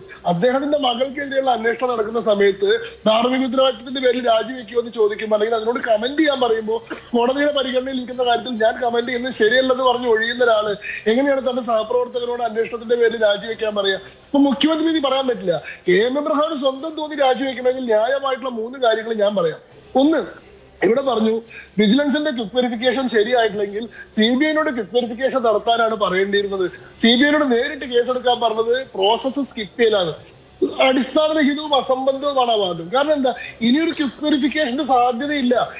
ഇതിൽ പ്രൈമ ഫേസി ഒരു കേസ് ഉണ്ടെന്ന് ഹൈക്കോടതിക്ക് ബോധ്യപ്പെട്ടു. ഹൈക്കോടതി 3 ഇഷ്യൂസ് ഫ്രെയിം ചെയ്തതിൽ ആദ്യത്തെ ഇഷ്യൂ എന്താണ്? പ്രിവെൻഷൻ ഓഫ് കറപ്ഷൻ ആക്ടിലെ സെക്ഷൻ 13 പ്രകാരം ഇദ്ദേഹത്തിനെതിരെ അഴിമതിക്ക് കേസെടുക്കാൻ സാധിക്കുമോ എന്നതാണ് പ്രൈമറി ഇഷ്യൂ. ആ പ്രൈമറി ഇഷ്യൂ കോടതി വിശദമായി ഡിസ്കസ് ചെയ്തതിനു ശേഷം കോടതി പറയുന്നു the first issue is ruled in favour of the petitioner. അതായത് ജോമോൻ പുത്തൻപുരയ്ക്കലിന് അനുകൂലമായിട്ട് അത് വിധിക്കുകയാണ്. ഇദ്ദേഹത്തിനെതിരെ അഴിമതി നിരോധന നിയമത്തിലെ സെക്ഷൻ 13 പ്രകാരം കേസെടുക്കാൻ പറ്റുമെന്ന് ഇവിടെ പ്രൈമ ഫേസി കോടതി കണ്ടു കഴിഞ്ഞു. ഹൈക്കോടതി ഒരു കാര്യത്തിൽ പ്രൈമ ഫേസി ഒരു അസംഷനിൽ എത്തിയതിനു ശേഷം CBI-യോട് കേസെടുക്കാൻ പറയുമ്പോൾ CBI ആദ്യം തൊട്ട് ക്വിക്ക് വെരിഫിക്കേഷൻ നടത്തണോ? ഇതിൽ പ്രാഥമിക അന്വേഷണം നടത്തേണ്ട ആവശ്യമുണ്ടോ? അതൊന്ന്. രണ്ടാമത്തെ കാര്യം, ഇവിടെ വിജിലൻസിന്റെ ഇദ്ദേഹത്തെ കുറ്റവിമുക്തനാക്കിക്കൊണ്ട് അല്ലെങ്കിൽ ഈ ഹർജി തള്ളിക്കൊണ്ടുള്ള വിധി കോടതി സ്റ്റേ ചെയ്യുകയല്ല ചെയ്തത്. ആ വിധി സെറ്റ് അസൈഡ് ചെയ്യുകയാണ് ചെയ്തത്. അതായത് വിജിലൻസിന്റെ ഈ കാര്യത്തിലുള്ള നടപടികളും അതിനെ തുടർന്നുണ്ടായിട്ടുള്ള വിധിയും കോടതി റദ്ദാക്കുകയാണ് ചെയ്തിട്ടുള്ളത്. അതായത് ഇദ്ദേഹത്തിന് കുറ്റവിമുക്തനാക്കിക്കൊണ്ടുള്ള തീരുമാനം തെറ്റായിരുന്നു എന്നും ഇദ്ദേഹത്തിനെതിരെ ഒരു അന്വേഷണം ആവശ്യമായിരുന്നു എന്നും ആ അന്വേഷണം നടക്കാതെ പോയത് ആ കേസ് അന്വേഷിക്കാൻ ബാധ്യതപ്പെട്ടിരുന്ന സംവിധാനം തന്നെ ഇദ്ദേഹത്തോടൊപ്പം ഹാൻഡ് ഇൻ ഗ്ലോവ് ആയിട്ട് ഇദ്ദേഹത്തെ സംരക്ഷിക്കണമെന്ന താല്പര്യത്തോടു കൂടി പ്രവർത്തിച്ചു എന്നതിന്റെ അടിസ്ഥാനത്തിലാണ്. പിന്നീട് ഇദ്ദേഹത്തിന്റെ ഈ ഭാര്യയുടെ സ്വത്തുമായി ബന്ധപ്പെട്ട കാര്യങ്ങൾ പറഞ്ഞു. ഭാര്യയുടെ അക്കൗണ്ട് ഡീറ്റെയിൽസ് അദ്ദേഹം വളരെ വിശദമായിട്ട് അദ്ദേഹം ബോധിപ്പിച്ചിട്ടുണ്ടല്ലോ എന്ന് പറഞ്ഞു. അവിടെയാണ് പ്രശ്നം. അദ്ദേഹം ഇത് ബോധിപ്പിക്കുന്നതിന് മുൻപ് ആദ്യം ഇതുമായി ബന്ധപ്പെട്ട പരാതി വന്ന സമയത്ത് ഇദ്ദേഹത്തോട് ചീഫ് സെക്രട്ടറി ക്ലാരിഫിക്കേഷൻ ആവശ്യപ്പെട്ട സമയത്ത് ഇദ്ദേഹം ചീഫ് സെക്രട്ടറിക്ക് കൊടുത്തിട്ടുള്ള റിപ്ലൈയിൽ പറയുന്നത് ഭാര്യയ്ക്കോ മകൾക്കോ സ്വന്തം പേരിൽ സ്വത്തുകളൊന്നും ഇല്ല എന്നുള്ളതാണ്. അവർക്ക് യാതൊരു സ്വത്തും ഇല്ല എന്ന് പറഞ്ഞതിന് ശേഷം അവരുടെ അക്കൗണ്ടിൽ വന്നിട്ടുള്ള ലക്ഷങ്ങളുടെയും കോടിയുടെയും കണക്ക് പിന്നീട് ഹൈക്കോടതിയിൽ കൊണ്ടേ ബോധിപ്പിച്ചു കഴിഞ്ഞാൽ അദ്ദേഹം പറഞ്ഞത് വൈരുദ്ധ്യാത്മകമായില്ലേ? അദ്ദേഹം ഒരു സ്ഥലത്ത് പറഞ്ഞ സാധനം അദ്ദേഹം തന്നെ നിഷേധിച്ചില്ലേ? അദ്ദേഹത്തിന്റെ അന്നത്തെ വാദം തെറ്റായിരുന്നു ഇദ്ദേഹം തന്നെ അഡ്മിറ്റ് ചെയ്തില്ലേ? അപ്പോ ഇവിടെ പ്രൈമ ഫേസി ഇദ്ദേഹത്തിനെതിരെ ഒരു കേസ് ഉണ്ട്. അതുകൊണ്ടാണ് ഹൈക്കോടതി പറയുന്നത് 3 ഇഷ്യൂസ് ഫ്രെയിം ചെയ്തു. അതിൽ രണ്ടാമത്തെ ഇഷ്യൂ എന്താണ്? CBI-യുടെ ഇൻവെസ്റ്റിഗേഷൻ ആവശ്യമാണെന്നുള്ളത്. അതും വളരെ ഡീറ്റെയിൽഡ് ആയി പരിഗണിച്ചതിന് ശേഷം ഇദ്ദേഹത്തിനെതിരെ CBI അന്വേഷണം മാത്രമേ സാധിക്കുള്ളൂ എന്ന് പറഞ്ഞു. ഞാൻ ചോദിക്കട്ടെ, CBI അന്വേഷണം അല്ലാണ്ട് ഏത് അന്വേഷണമാണ് ഇപ്പൊ ഇദ്ദേഹത്തിനെതിരെ പ്രഖ്യാപിക്കാൻ പറ്റുക? പോലീസിനെ കൊണ്ട് അന്വേഷിപ്പിച്ചാൽ മതിയാവോ? അതോ ഈ പറയുന്ന പിണറായി വിജയന്റെ തന്നെ കീഴിലുള്ള വിജിലൻസിനെ കൊണ്ട് അന്വേഷിപ്പിച്ചാൽ മതിയാവോ? ഇദ്ദേഹം സർക്കാരിലെ തന്നെ ഏറ്റവും പ്രബലനായിട്ടുള്ള മുഖ്യമന്ത്രിയുടെ ഏറ്റവും അടുത്ത വൃത്തമായി നിൽക്കുന്ന സാഹചര്യത്തിൽ ഒരു കേന്ദ്ര ഏജൻസിയുടെ അന്വേഷണം മാത്രമേ സാധിക്കുള്ളൂ. അപ്പോ അങ്ങനെ ഒരു അന്വേഷണം ആവശ്യപ്പെട്ടിട്ടുള്ള ആളുകൾക്ക് എന്തോ രാഷ്ട്രീയ താല്പര്യം ഉണ്ടെന്നാ പറഞ്ഞു. ഇവരുടെ പ്രധാനപ്പെട്ട ഈ കേസിലൊരു വാദം, ഈ ജോമോൻ പുത്തൻപുരയ്ക്കൽ എന്ന് പറയുന്ന ആള് ഒരു ശല്യക്കാരനായിട്ടുള്ള വ്യവഹാരിയാണ്. ആവശ്യത്തിനും അനാവശ്യത്തിനായിട്ടുള്ള കേസുകളിൽ മുഴുവൻ കേസ് കൊടുത്ത് കോടതിയിലെ ആൾക്കാരെയും ബുദ്ധിമുട്ടിച്ചുകൊണ്ടിരിക്കുന്ന ആളാണെന്നല്ല. കോടതിയുടെ ജഡ്ജ്മെന്റിന്റെ അവസാനത്തെ ഭാഗം എന്ന് പറയുന്നത് ഈ ജോമോൻ പുത്തൻപുരയ്ക്കലിനെ പറ്റി പറഞ്ഞുകൊണ്ടാണ്. അദ്ദേഹത്തെ പ്രശംസിച്ചുകൊണ്ടും അദ്ദേഹത്തിനെതിരെ ഇത്തരത്തിലുള്ള വാദങ്ങൾ ഉന്നയിച്ചത് ശരിയായില്ല എന്ന് പറഞ്ഞുകൊണ്ടും അദ്ദേഹം നീതിയുടെ ശരിയായിട്ടുള്ള താല്പര്യമാണ് ഉയർത്തിപ്പിടിച്ചത്, അത്തരത്തിലുള്ള ആളുകളെ നമ്മൾ അഭിനന്ദിക്കുകയാണ് വേണ്ടത് എന്ന് പറഞ്ഞ ഒരു പാരഗ്രാഫ് പറഞ്ഞതിന് ശേഷമാണ് കോടതി 3 കാര്യങ്ങൾ പറയുന്നത്. എന്തൊക്കെയാ പറയുന്നത്? ഒന്ന്, ഇദ്ദേഹത്തിനെതിരെ അഴിമതി നിരോധന നിയമത്തിന്റെ സെക്ഷൻ 13 പ്രകാരം CBI-യുടെ അന്വേഷണം ആവശ്യമാണ്. ഇദ്ദേഹത്തിന് കുറ്റവിമുക്തനാക്കിക്കൊണ്ടുള്ള ഇദ്ദേഹത്തിന് ക്ലീൻ ചിറ്റ് കൊടുത്തുകൊണ്ടുള്ള വിജിലൻസിന്റെ നടപടികളെല്ലാം റദ്ദ് ചെയ്യേണ്ടതുണ്ട് എന്ന് പറയുന്ന കാര്യങ്ങൾ പറയുന്നു. ധാർമ്മികമായിട്ട് ഇദ്ദേഹത്തിന് രാജിവെക്കണമെങ്കിൽ ഇപ്പൊ അദ്ദേഹം രാജിവെക്കണം. കാരണം എന്താ? അദ്ദേഹത്തിനെതിരെ ഒരു അദ്ദേഹത്തിനെതിരെയുള്ള പരാതിയിൽ കഴമ്പുണ്ടെന്ന് പ്രാഥമികമായിട്ട് ഹൈക്കോടതി വിശദമായിട്ടുള്ള വിധിന്യായത്തിലൂടെ പ്രസ്താവിക്കുകയും അതിന്റെ അടിസ്ഥാനത്തിൽ ഒരു അന്വേഷണം ഉത്തരവിടുകയും ചെയ്തു. ഏത് വിധി വന്നാലും അവസാനം പറയുന്ന കാര്യമാണ് ഈ വിധിയിലെ ഭാഗങ്ങൾ അന്വേഷണ ഉദ്യോഗസ്ഥർക്ക് പ്രൊജുഡിസ് ഉണ്ടാക്കരുത്. ഇടവേള.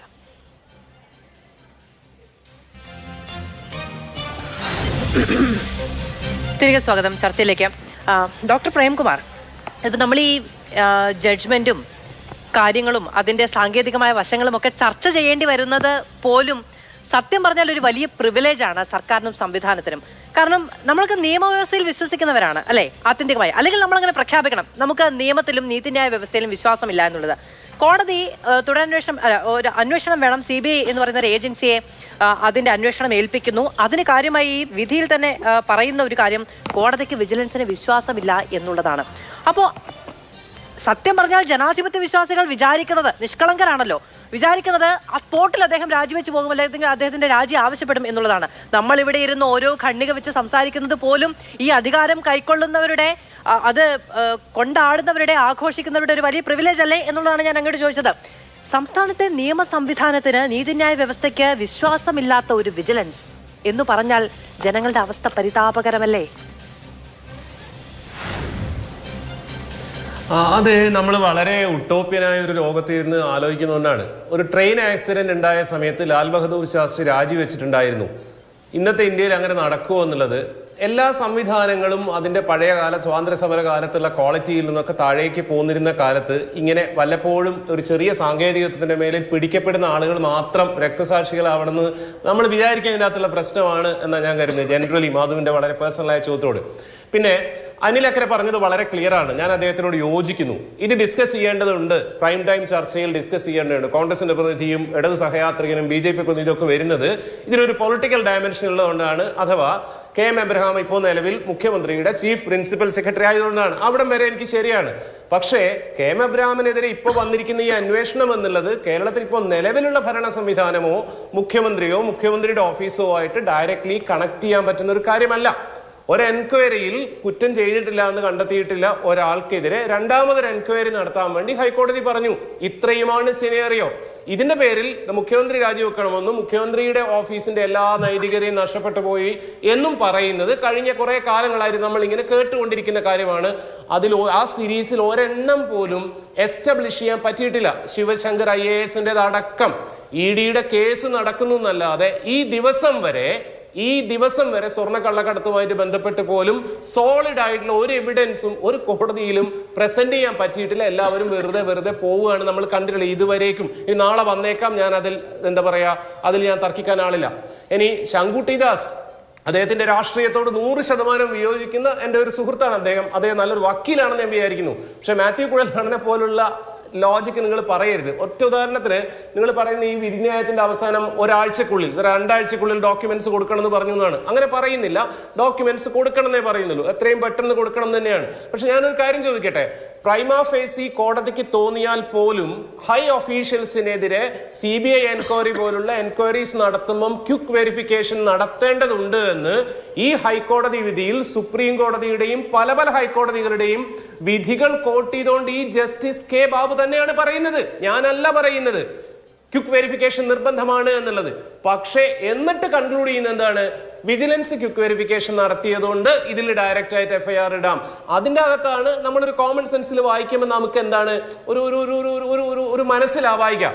കൊടുത്ത പരാതി പോലും ശങ്കുട്ടി ദാസിന് അറിയാം, ക്രിമിനൽ MC ആണ് ഫയൽ ചെയ്തത്, ക്രിമിനൽ RP അല്ല, റിവ്യൂ പെറ്റീഷൻ അല്ല. വിജിലൻസ് കോടതി വിധിയെ റിവ്യൂ ചെയ്യാനുള്ള പരാതി അല്ല കൊടുത്തത്, ക്രിമിനൽ MC ആണ് കൊടുത്തത്. 2 പ്രയറാണ് ഉണ്ടായിരുന്നത്.